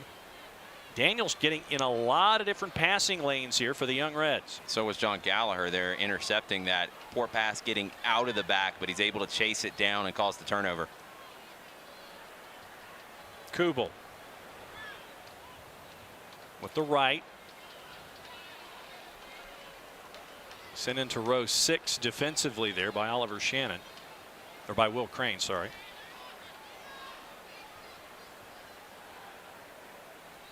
Here comes TFC2 again. Ambrose gets cleats in the lane. Here comes Petrasso. Crane sent in with the left, headed away. Good work by Vasquez to get it out. Daniels there with him, lost the challenge. Vasquez stays with it. Daniels still trying to recover. A whistle there and a card. Onconi's not getting out of that one. He was up trying to provide an option for Petrasso on the back post. Vasquez able to ride the challenge from Daniels and keep his footing. Onconi had to bring him down because Vasquez was getting ahead of steam with 3 attackers on the run. Legs getting tangled. Onconi gets the whistle. You have to take that if you're Onconi. You can't let Vasquez, Williams, and Gallagher create a 3v3 opportunity. Sent back to Kendall Moulin. Back to Crane. Playing catch. Metcalf looking in, finds Vasquez, sends it back out. Oliver Shannon with the right, looking for a streaking Gallagher. Picked off by TFC2, but the Stripes will reset.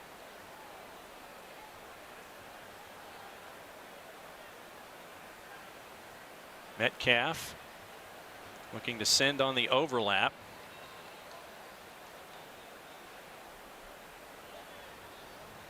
Cleats in passing lanes. It'll stay with ATL UTD2. That was a great ball from Jack Metcalf over the top. Vasquez trying to post up, tries to send it in with the right. Off of Vasquez last, and it'll be a goal kick. Second time a ball has been blocked back off of Vasquez. Jack Metcalf, though, the captain for ATL UTD2. It's easy when you talk about this Atlanta team and their youth and the homegrown players to forget about guys like Metcalf. But he has the armband for a reason, and he's played multiple spots for this team. He's played right back. He's played in the holding midfield. Very solid defensively, but he also starts a lot of things going forward. 10 key passes on the season, 81% passing. A real steady hand for this young group. Substitution coming for Toronto FC2. Malik Johnson coming in, and he will be replacing Luca Petrasso. So as you're following along, 56 white in, 39 wide out here in the 58th minute. So Petrasso puts in 58, and Malik Johnson will take over up top. Johnson's played in every match for Toronto FC2 this year. This is his 9th appearance on the season. Another TFC Academy product. Lots of players you're seeing with this Toronto squad who came through their academy and came through the whole process with TFC3 playing in League One Ontario, and now TFC2 on their way to the first team. Big entry by Will Crane that time, knocked off a TFC2 player last, and it will go to Mikey Ambrose for another Creature Comforts corner kick.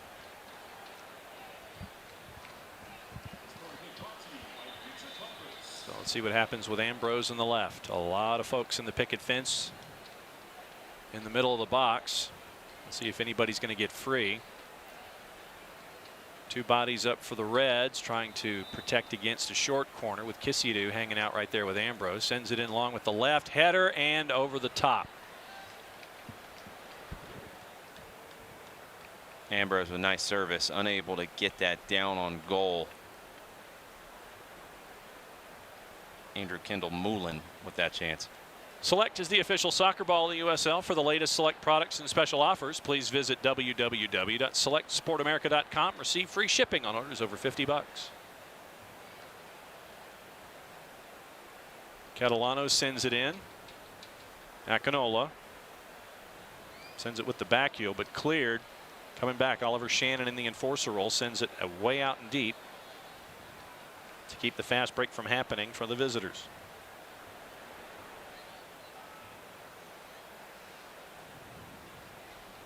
Dunn has some space. Good touch here. Big right foot, big punch out by Hildebrandt and cleared by Vasquez. Good work there, Kisiadu. Kind of got caught in between ideas that time. It's good work defensively. Kisiadu tried to cut that back to his right foot, unable to do so because of the recovery run from Okello. Serbal back there as well. Minute 61, 7 goals on the board. And in alone, big kick save that time and sent in the back of the net. How about goal number 8? And it's the same combination we saw earlier this half. Akinola playing Uccello through. Hildebrandt with the first save. Atlanta unable to clear, and Uccello slots it home. 4-4 here at the Proving Ground.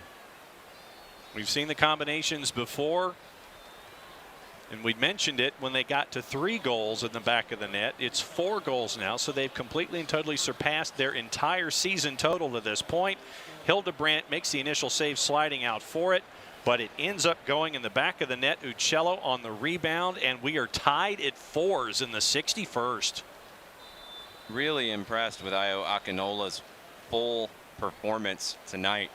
Has a goal, has 2 assists, really showing well as a target forward.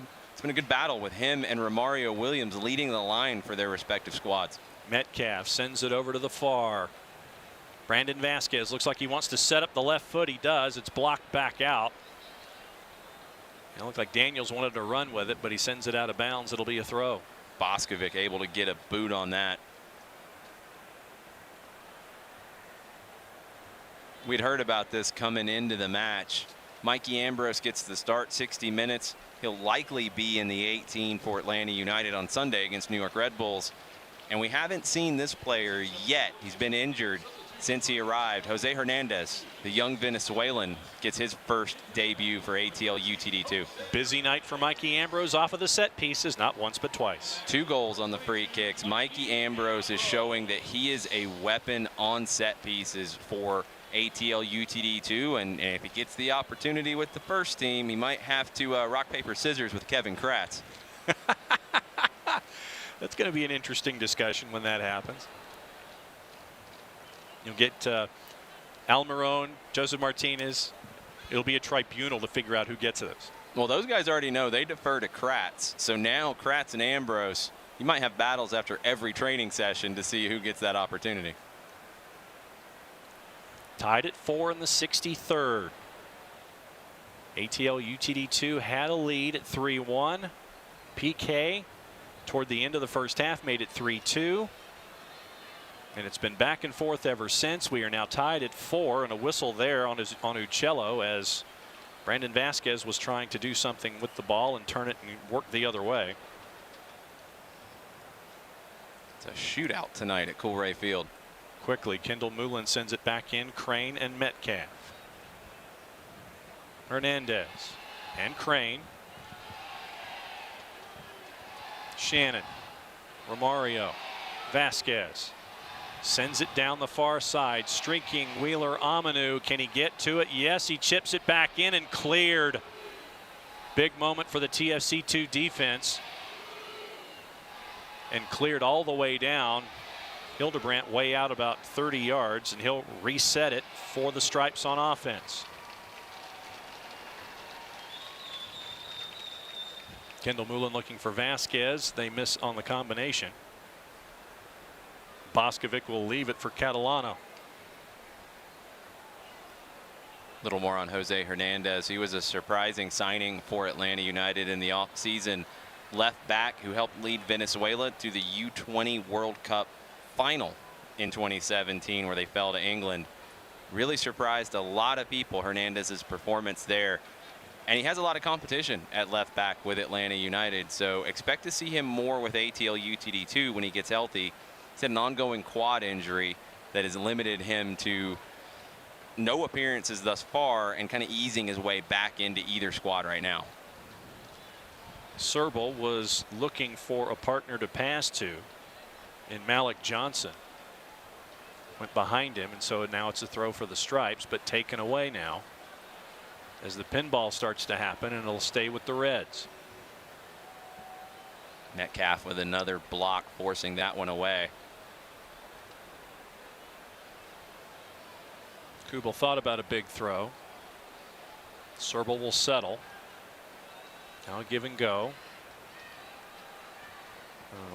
The refs have a bit of a confab. As much as Romario Williams wanted it to be off of Reed, it was not. Kubel trying to send it to Akinola. On and off the shoulders, and they're going to whistle that and send it back the other way. Crane wins the battle this time, earns the free kick. It's a tough matchup for Crane and Kendall Moulin against Ayo Akinola. We're seeing why Akinola was a homegrown signing for TFC, and see when he gets his breakthrough with the first team. Performances like tonight will help him get there much quicker. 5'10", 182 pounds at 18 years of age, out of Detroit. But he plays a lot bigger than 182. That's exactly where I was going. He plays a lot bigger than that. He can hold defenders off, and he's got a nice delicate touch. He can pass as well as finish. Shannon loses control. Numbers ahead. Can it get sent ahead? Yes. TFC2 with another launch. Hildebrandt gets in front of it that time. That's a trickier save from Mitch Hildebrandt than it might appear. Took a skip off the side and actually hopped up. Hildebrandt's able to catch it cleanly and not give up the rebound. Impressive from Mitch Hildebrandt. First work from Malik Johnson on the night. It's another giveaway, though. Oliver Shannon, these are the lessons young players have to learn in these situations. You can't give the ball away in that spot on the field. 67th minute, about halfway through, tied at 4. 8 goals tonight here at the Proving Ground. Brandon Vasquez with the pick. What can he do with it? Sends it back to Kendall Moulin, and they'll try it again coming back the other way. Hard work from Vasquez defensively there. AWO tries to send it in, picked up by Catalano, just too much ahead of Romario Williams. So the Reds will go back on offense here. Serbal couldn't get it past Metcalf. Hernandez getting involved now, and there's Crane. Metcalf. Gallagher looking for help, gets it in Hernandez. Metcalf tries to spin out of trouble and does. Back to Crane.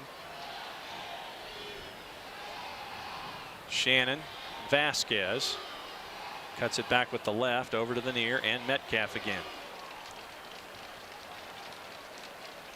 Hernandez with the left in the box, headed out. Tried to head it into the net and ends up going over the inline. That's a beautiful ball from Jose Hernandez. The early cross doesn't take it down to the end line. He hits it first time early and picks out Gallagher in the box. Unfortunately, Gallagher unable to bring that down. But I like Hernandez there trying to hit that cross early and pick out a free man in the box. Looks like Jose Carranza set to come in at the next dead ball opportunity. Vasquez trying to break down the far sideline with it. Wheeler Amanu. Big tackle by Onconi on Vasquez. And here's your substitution now in the 69th. It is going to be Jose Carranza in for Laurent Kisiadou. So for those of you following along, filling out your scorecards like the rest of us, Carranza 31 in stripes in, Kisiadou 11 in stripes out here in the 69th. Carranza has regularly featured for ATL UTD2 off the bench. He can play out wide. He can play as a number 10. Love his passing and creativity in the final third. He's had 8 key passes in limited minutes. 85% passing from the young player. Very good 1v1 dribbler too. He can create some set piece opportunities by earning fouls in dangerous areas.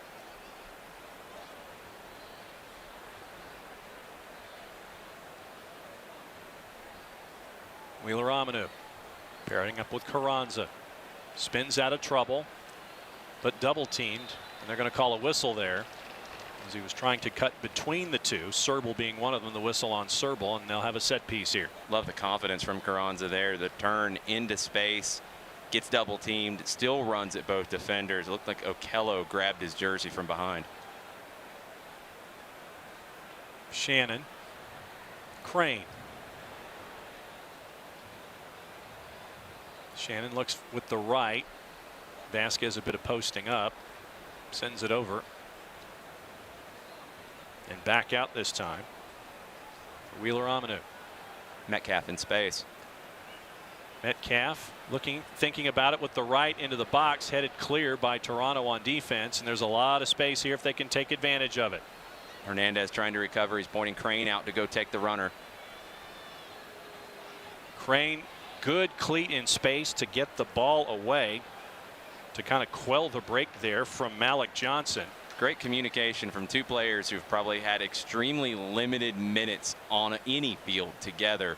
Hernandez recovering. He's not going to be able to get there onto Johnson. Tells Crane to do it. Hernandez covers the middle. Really well worked defensively.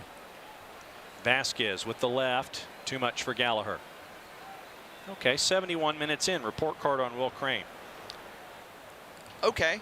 You know, maybe a C today. It's been a really tough challenge for him against a guy in Akinola who led the US U17s at the last World Cup. This is a level of competition that Will Crane hasn't seen very often. He's had some good moments. He's had some bad ones. The marking has been a little bit loose. Remember, Kendall Moulin next to him generally plays in the defensive midfield. Crane would have likely been paired with A.J. Cochran if he was healthy and able to go. He's battling a groin injury, unable to go tonight. That's why you see this makeshift back line for ATL UTD2. Will Crane doing good work in the first time out, getting quality minutes, substantive minutes here for the Stripes. We'll see what happens here in the final 20. Sent forward Romario and Reed. Too heavy a touch for Romario there. And Kuba will have your throw in now. What I do like about Crane's performance is that he's gotten better as the match has gone on. Some of those mistakes early didn't rattle him. He's bounced back well.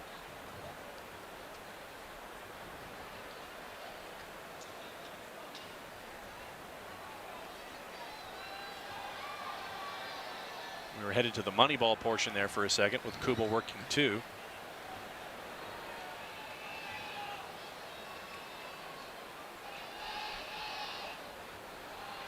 Kendall Moulin with the intercept. Metcalf looking, had Romario in space, looked like Romario wanted to let it go through. Ends up being picked up by TFC2 and a break at the far. What can the Reds do with it? Getting back defensively is Kendall Moulin over the end line. And they're going to call corner. Last touched by Wheeler Aminu, working his way back there. Love that first touch from Aiden Daniels, taking that out of the air and running at Wheeler Aminu. Can't say enough about how impressed I've been tonight with Aiden Daniels. Right now we're at 8 goals in the 73rd minute, the most of any match so far this season in the league.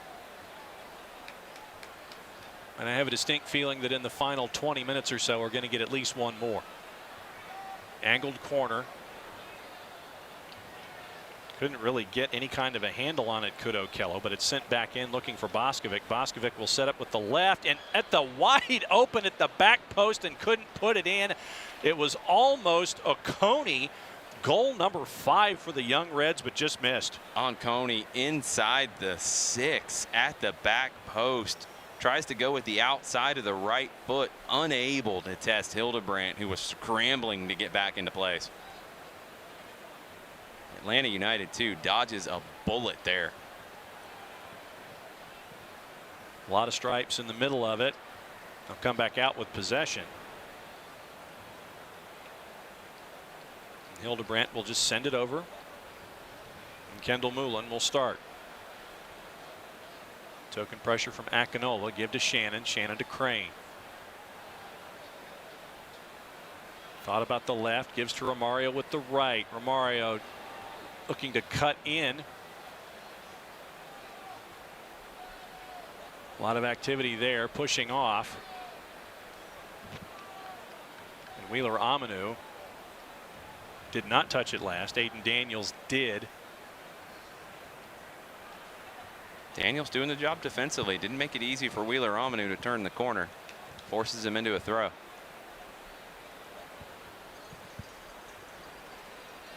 Toronto FC2 lining up another substitute. Looks like it's going to be Dante Campbell.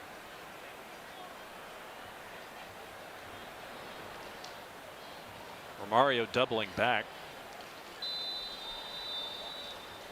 A lot of bodies on the turf, and it looks like Akinola will be the one to come out as Dante Campbell will come in, but we've got whistles with bodies on the floor. Williams down for ATL UTD2. Waiting to see who that is for Toronto FC2.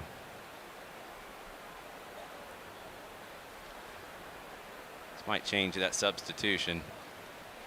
It's like a yellow for Romario. And it looks like it might be Uccello who is down for Toronto FC2, and it is. Uccello's down. I think you're right. Okello also stretching out the calves, trying not to cramp up.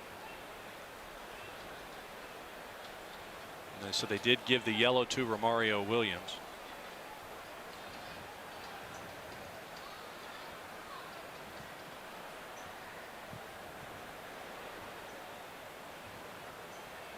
So at the next chance, Dante Campbell, a midfielder, 5'10", 150-pound, 19-year-old from Etobicoke, Ontario. Possibly. Let's wait and see about Ocello here. Okay. Looks like Toronto pulled Campbell back, so they're going to think about it here for a little bit. Okay.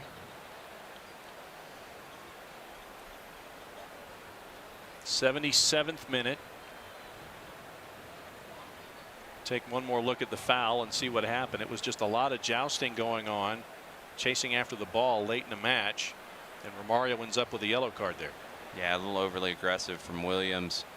But when Williams gets into a collision with almost anybody, yes, the opposition is going to struggle with that one. Physio off for the Young Reds. Looks like that was a thumbs up given to. Yeah, Campbell stepping back out now.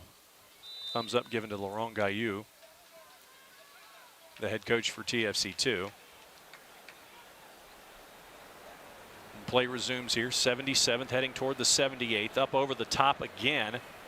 And Crane getting back. And what's the call here? Foul on Akinola. What a job by Will Crane. Will Crane getting back in a hurry. Recovered well. It takes that out of the air. Akinola runs through him and called for the foul. That's a tough one for Will Crane, because if he gets that wrong, it's a penalty. And here is the Dante Campbell for Akinola substitution. So 48 white in, 20 out. And Akinola, you've seen why. There's a lot of trust and faith in him when it comes to TFC.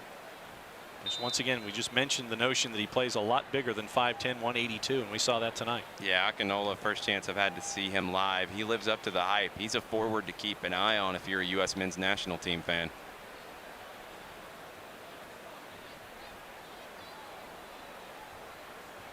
Got a great mentor with the first team with Josie Altidore. Metcalf gets past Oconee, sends it in with the right, sent back out with the head. Vasquez. A lot of head work going on here. What happens with it? Looks like Gallagher trying to joust with Serbal, and Serbal clears. Crane reads it well, cuts it off. And a whistle. Foul on the stripes, and it'll stay with Toronto FC2. Crane's working hard to improve that grade. Some big plays from him here in the late going. Big one on Akinola in the box. Very well read ball out of the back there to cut off the pass. Wins a header right there. Shannon. Wheeler Amanu sends it long with the right. Calmed down by Romario. Can he set up with the right foot? He could, but it was sent out off the deflection, and it will be another Creature Comforts corner kick for ATL UTD2. The young center back for Toronto, Julian Dunn, is having himself a difficult night with Romario Williams, really putting him to the test. Williams brings that down, cuts back to the right foot. Shot blocked, but it's another set piece opportunity. Watch out for Williams. Watch out for Gallagher, who somehow seems to find space to win headers. Metcalf in with the left, headed away. Trying to work action on the in, right foot and in! Another impossible angle, another goal for ATL UTD2, and it's goal number 9. These teams cannot stop scoring tonight. The highest scoring match in USL this season. Did Vasquez get a touch there?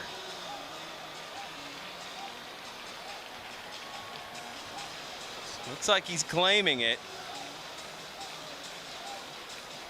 Not sure if that's going to be Carranza's or Vasquez. Well, Carranza will claim Carranza got it. Vasquez will claim that Vasquez got it. Either way, it's another goal, 9th on the board in the 80th minute, and the Stripes get the lead back again. I think the official scorers are having a debate about this one. Short corner, comes back in. Great ball from Wheeler Amanu to Carranza.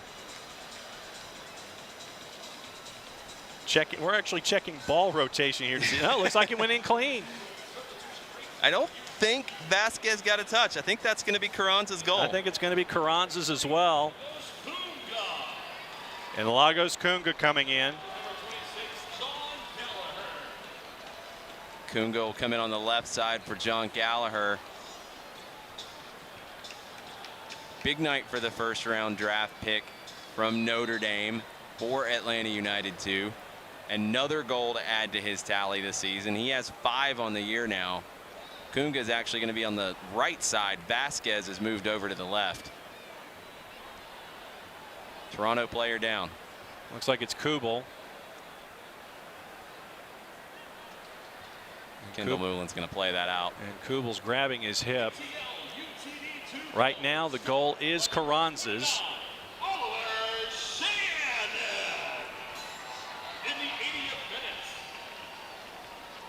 We have a debate with the PA announcer now. Number 31, Jose Carranza. ATL UTD 2 goals scored by number 29, Oliver. So now we're adding Shannon to the mix of the discussion. So it's going to be a 3-man discussion. Mine, no mine, no mine. Yes. With commas in between each and every opportunity. Yes. We'll see who wins that rock, paper, scissors battle. We'll do that in the post-game show? Yeah. 9 goals, 82 minutes. And it looks like Kubel's trying to shake it off with that hip. According to our friends at the home office, it's Brandon Vasquez's goal with the final touch. Carranza with the assist.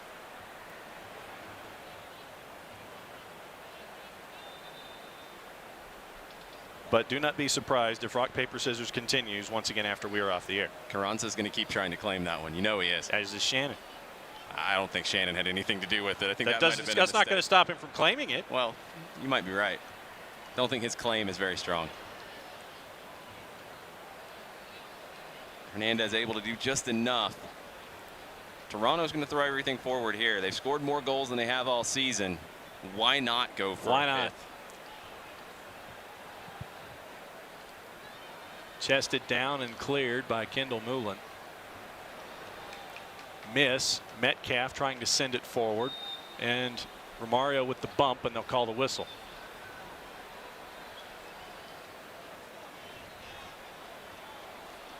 Romario and Okello going at it a lot tonight. Okello 6'4", 170 pounds. That has been one fun joust all night to keep an eye on. Will Crane with the header. Headed down and cleared. Hernandez trying to send it forward. He does. A lot of folks in the middle there. Carranza. Lagos Kunga. Kunga's got folks at the far. Smart by Romario Williams to pull that back, keep possession. Kunga will once again get into the middle of it all. Intercepted as he was looking for Metcalf. Picked up and sent the other way. Chipped, trying to free Kunga. Activity in the box.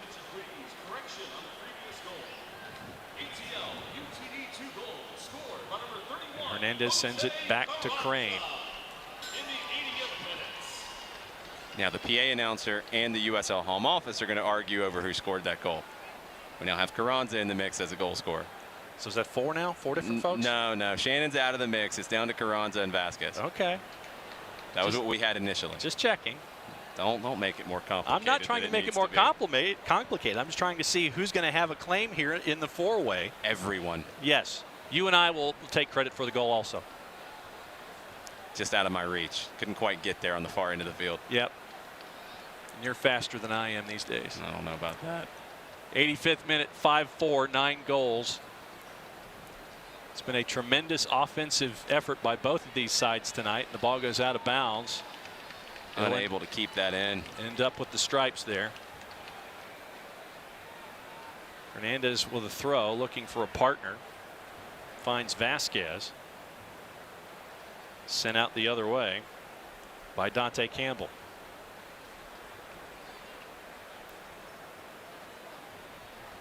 Hernandez again, trying to pair with Vasquez, settled. Hernandez sends it back to Crane. So is Crane now a B- to you? Definitely a C+. He's really close to a B-. Hildebrandt trying to find Romario. He does. It goes out of bounds, and the Reds will throw it back in. Oconee unable to catch that cleanly, or he had a quick throw opportunity. Trying to get it quickly from Gaillou. Couldn't quite turn it in time. To the middle. Serbel tries to send it in, looking for help. And Hildebrandt will pick it up. The run wasn't coming there from Dante Campbell. Nice idea from Serbel. 87th minute. We'll have a couple added because of all the substitutions and injuries and such.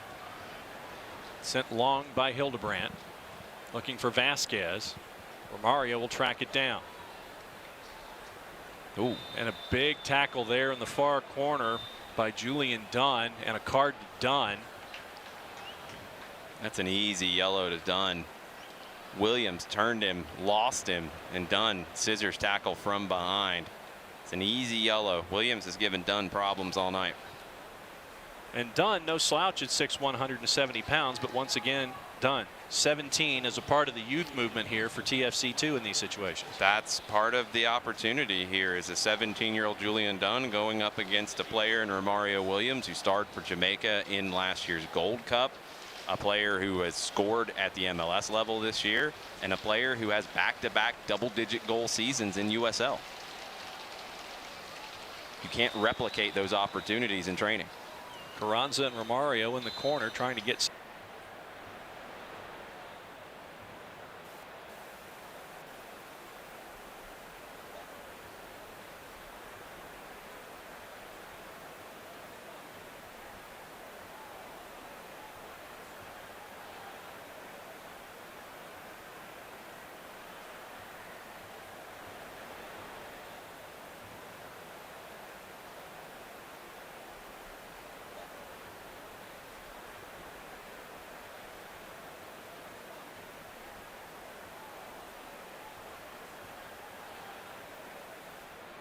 Picked up by Wheeler Amanu. But back comes TFC2 looking for help. Left foot the work around the horn. Dunn. And Oconee. Once again working it all the way to the far. Big left. Looking for action at the far post, and back nicely to defend are the stripes in this situation. Kendall Mula knocking it out, but it'll be a corner or a quick throw in.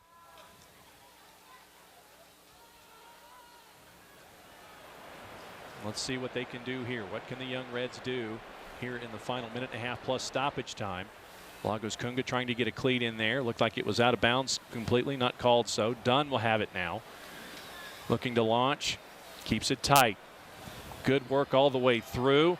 Right foot opportunity off of the turf, picked up. Uccello went with the one hop. Hildebrandt, sure hands. Very safe. Mitch Hildebrandt gets his body behind that one in case of any unexpected hops. Smothers it. Going to take his time bringing it back into play as ATL UTD2 tries to see this one out.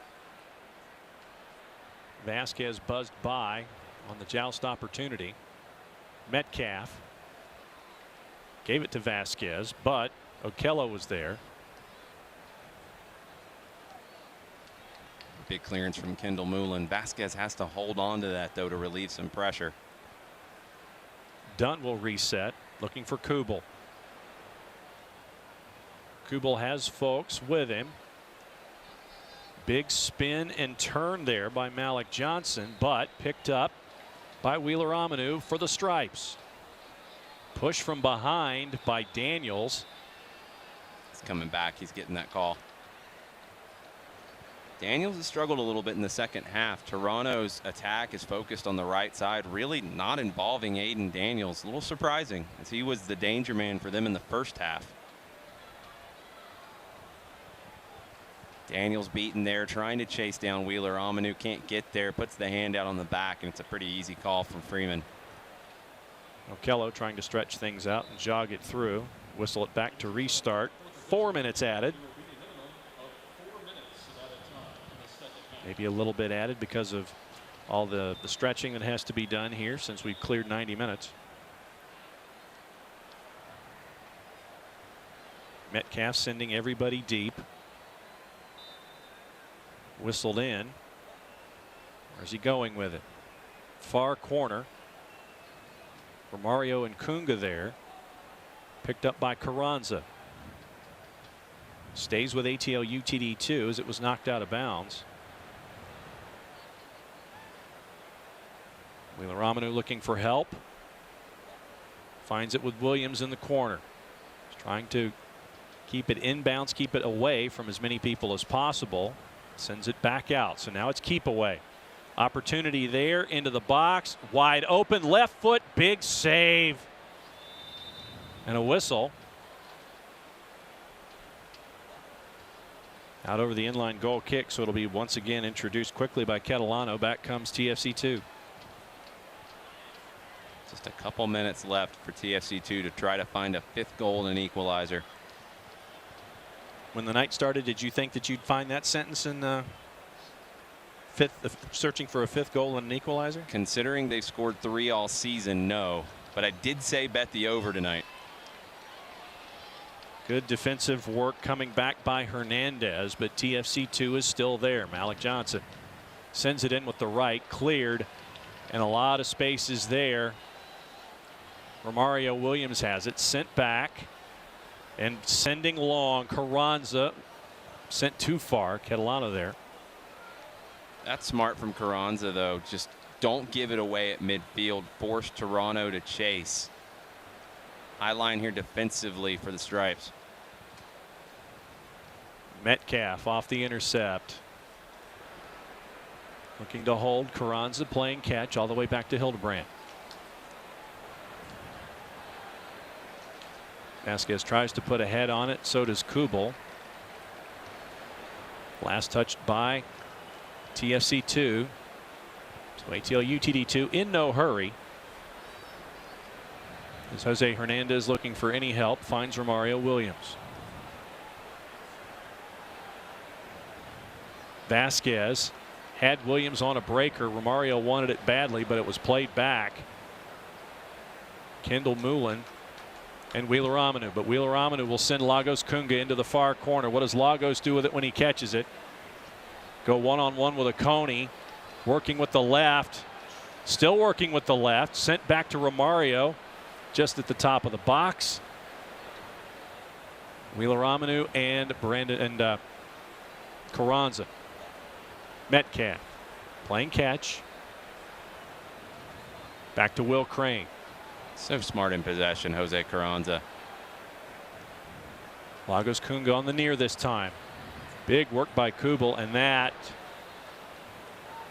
was a big lunge by Kubel, and he went down in a hurry. It's been a very physical night for Tim Kubel.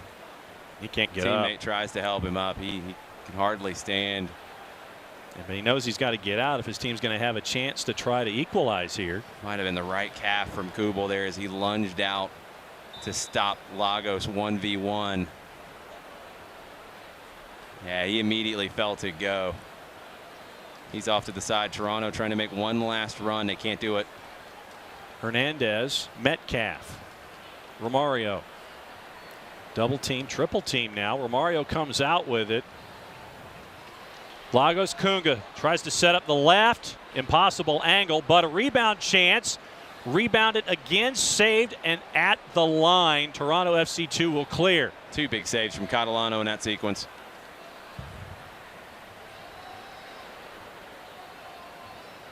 Vasquez thought about it, but he's just going to go into the corner. Oconey's going to chase after him.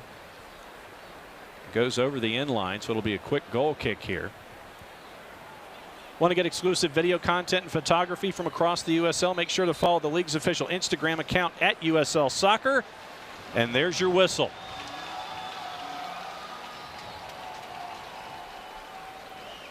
And a yellow was given to Kubel for re-entering the field without permission. There you go. So Kubel gets a yellow.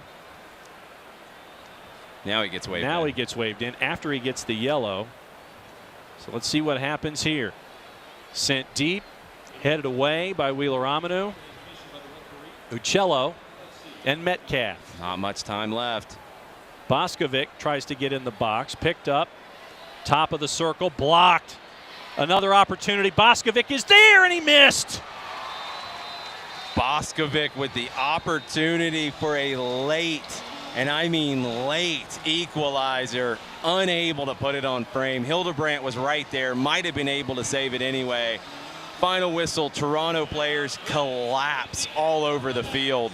What a match tonight at the Proving Ground. Half a dozen Toronto FC2 players on the pitch as time expires. 9 goals when we come back to the Proving Ground. Full points for ATL UTD2 in a 5-4 win over the Young Reds. We'll come back and recap it all from Coolray. You're watching USL Soccer on ESPN+. We'll be right back. I knew your name before you did. I knew your fears, your hopes. I knew what you could accomplish, how great you could be. And I knew just where to take you when you got hurt. You'll be back out there in no time. For physical therapists and certified athletic trainers who only work with young athletes, there's Children's Healthcare of Atlanta Sports Medicine. Moms know. There are never enough hours in the day, so you can't let sniffles, strep, or aches and pains slow you down. But finding great healthcare that fits your schedule can be tricky. With Piedmont Quick Care at Walgreens, you can get great same-day care right around the corner. There are 27 locations and counting, all with extended hours and most open 7 days a week. You can book an appointment online to get in, out, and on your way. Visit piedmont.org/quickcare now to learn more. Piedmont Quick Care at Walgreens, one stop to better.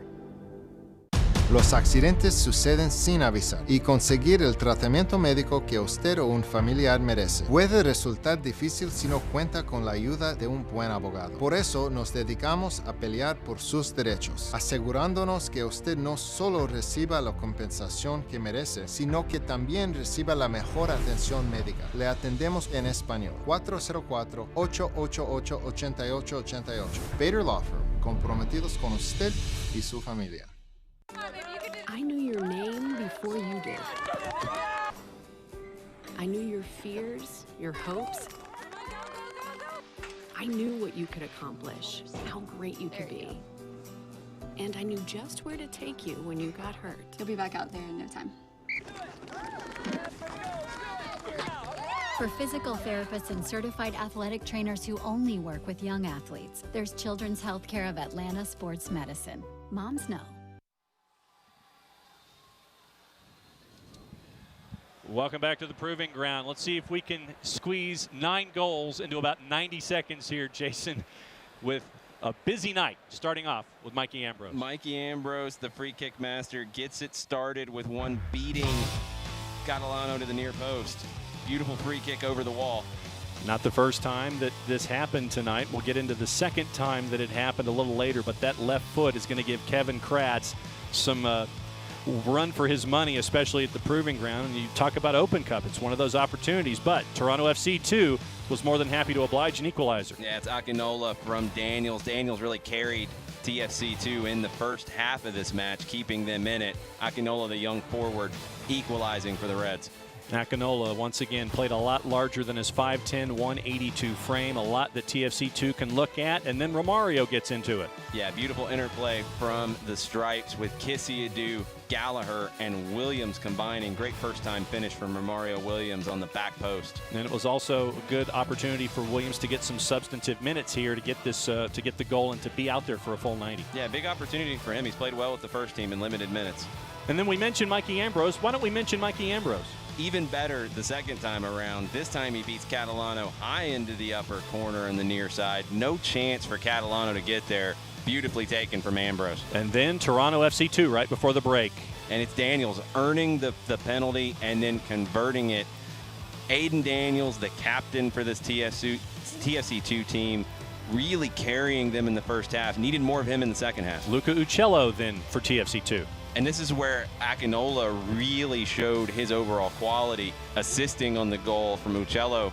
Uccello had to get forward more and help TFC2 in the attack in the second half, and he did that. And then Atlanta scores again, and this time it's Gallagher. Gallagher with a lot of time on the back post, able to control it, left-footed blast to the far side netting, able to pick out a spot and finish. He's been able to put the ball in the back of the net a lot for ATL UTD2 this year.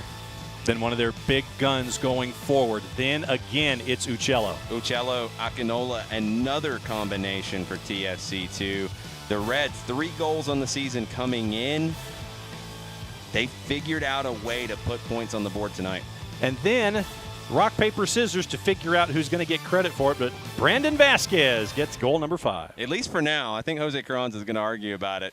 And it was great work from Carranza. Short corner, he's able to put in a dangerous ball to the near post. Vasquez gets a narrow touch, we think, to give the Stripes the lead. We'll go with that. 9 goals, 90 seconds. Look at the final stats. Is there anything that stuck out to you when we're looking at these two teams going at it? I know we were looking at pass completions for TFC2, but what else is on the board? No real surprises. I mean, Atlanta United 2 did what you expect out of an Atlanta United squad. They controlled possession. They created the chances. They made it difficult defensively in the midfield. Makeshift backline, Toronto was able to exploit that a few times, but this is the type of performance for a young team.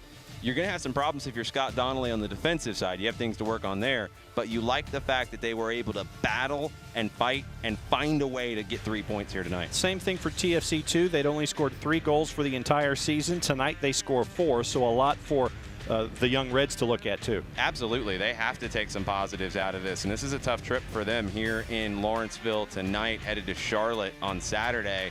They need some positivity. Akinola, Daniels, Uccello, strong performances from them. So TFC2 heads to Charlotte for their matchup this weekend with the Independents. Next up for ATL UTD2 is a road trip on the weekend to take on the defending champs of Louisville City. Tough test for them on a quick turn. 10 seconds, what do you think? It's going to be tough. We'll see how the squad rotates with the first team at home. We'll see who makes that trip with the 2s in Louisville on the weekend. For Jason Longshore, I'm John Nelson. Thanks for accessing us and being a part of a wild night at the Proving Ground. Play it safe, everybody. ATL UTD2 with the win. We'll see you next time.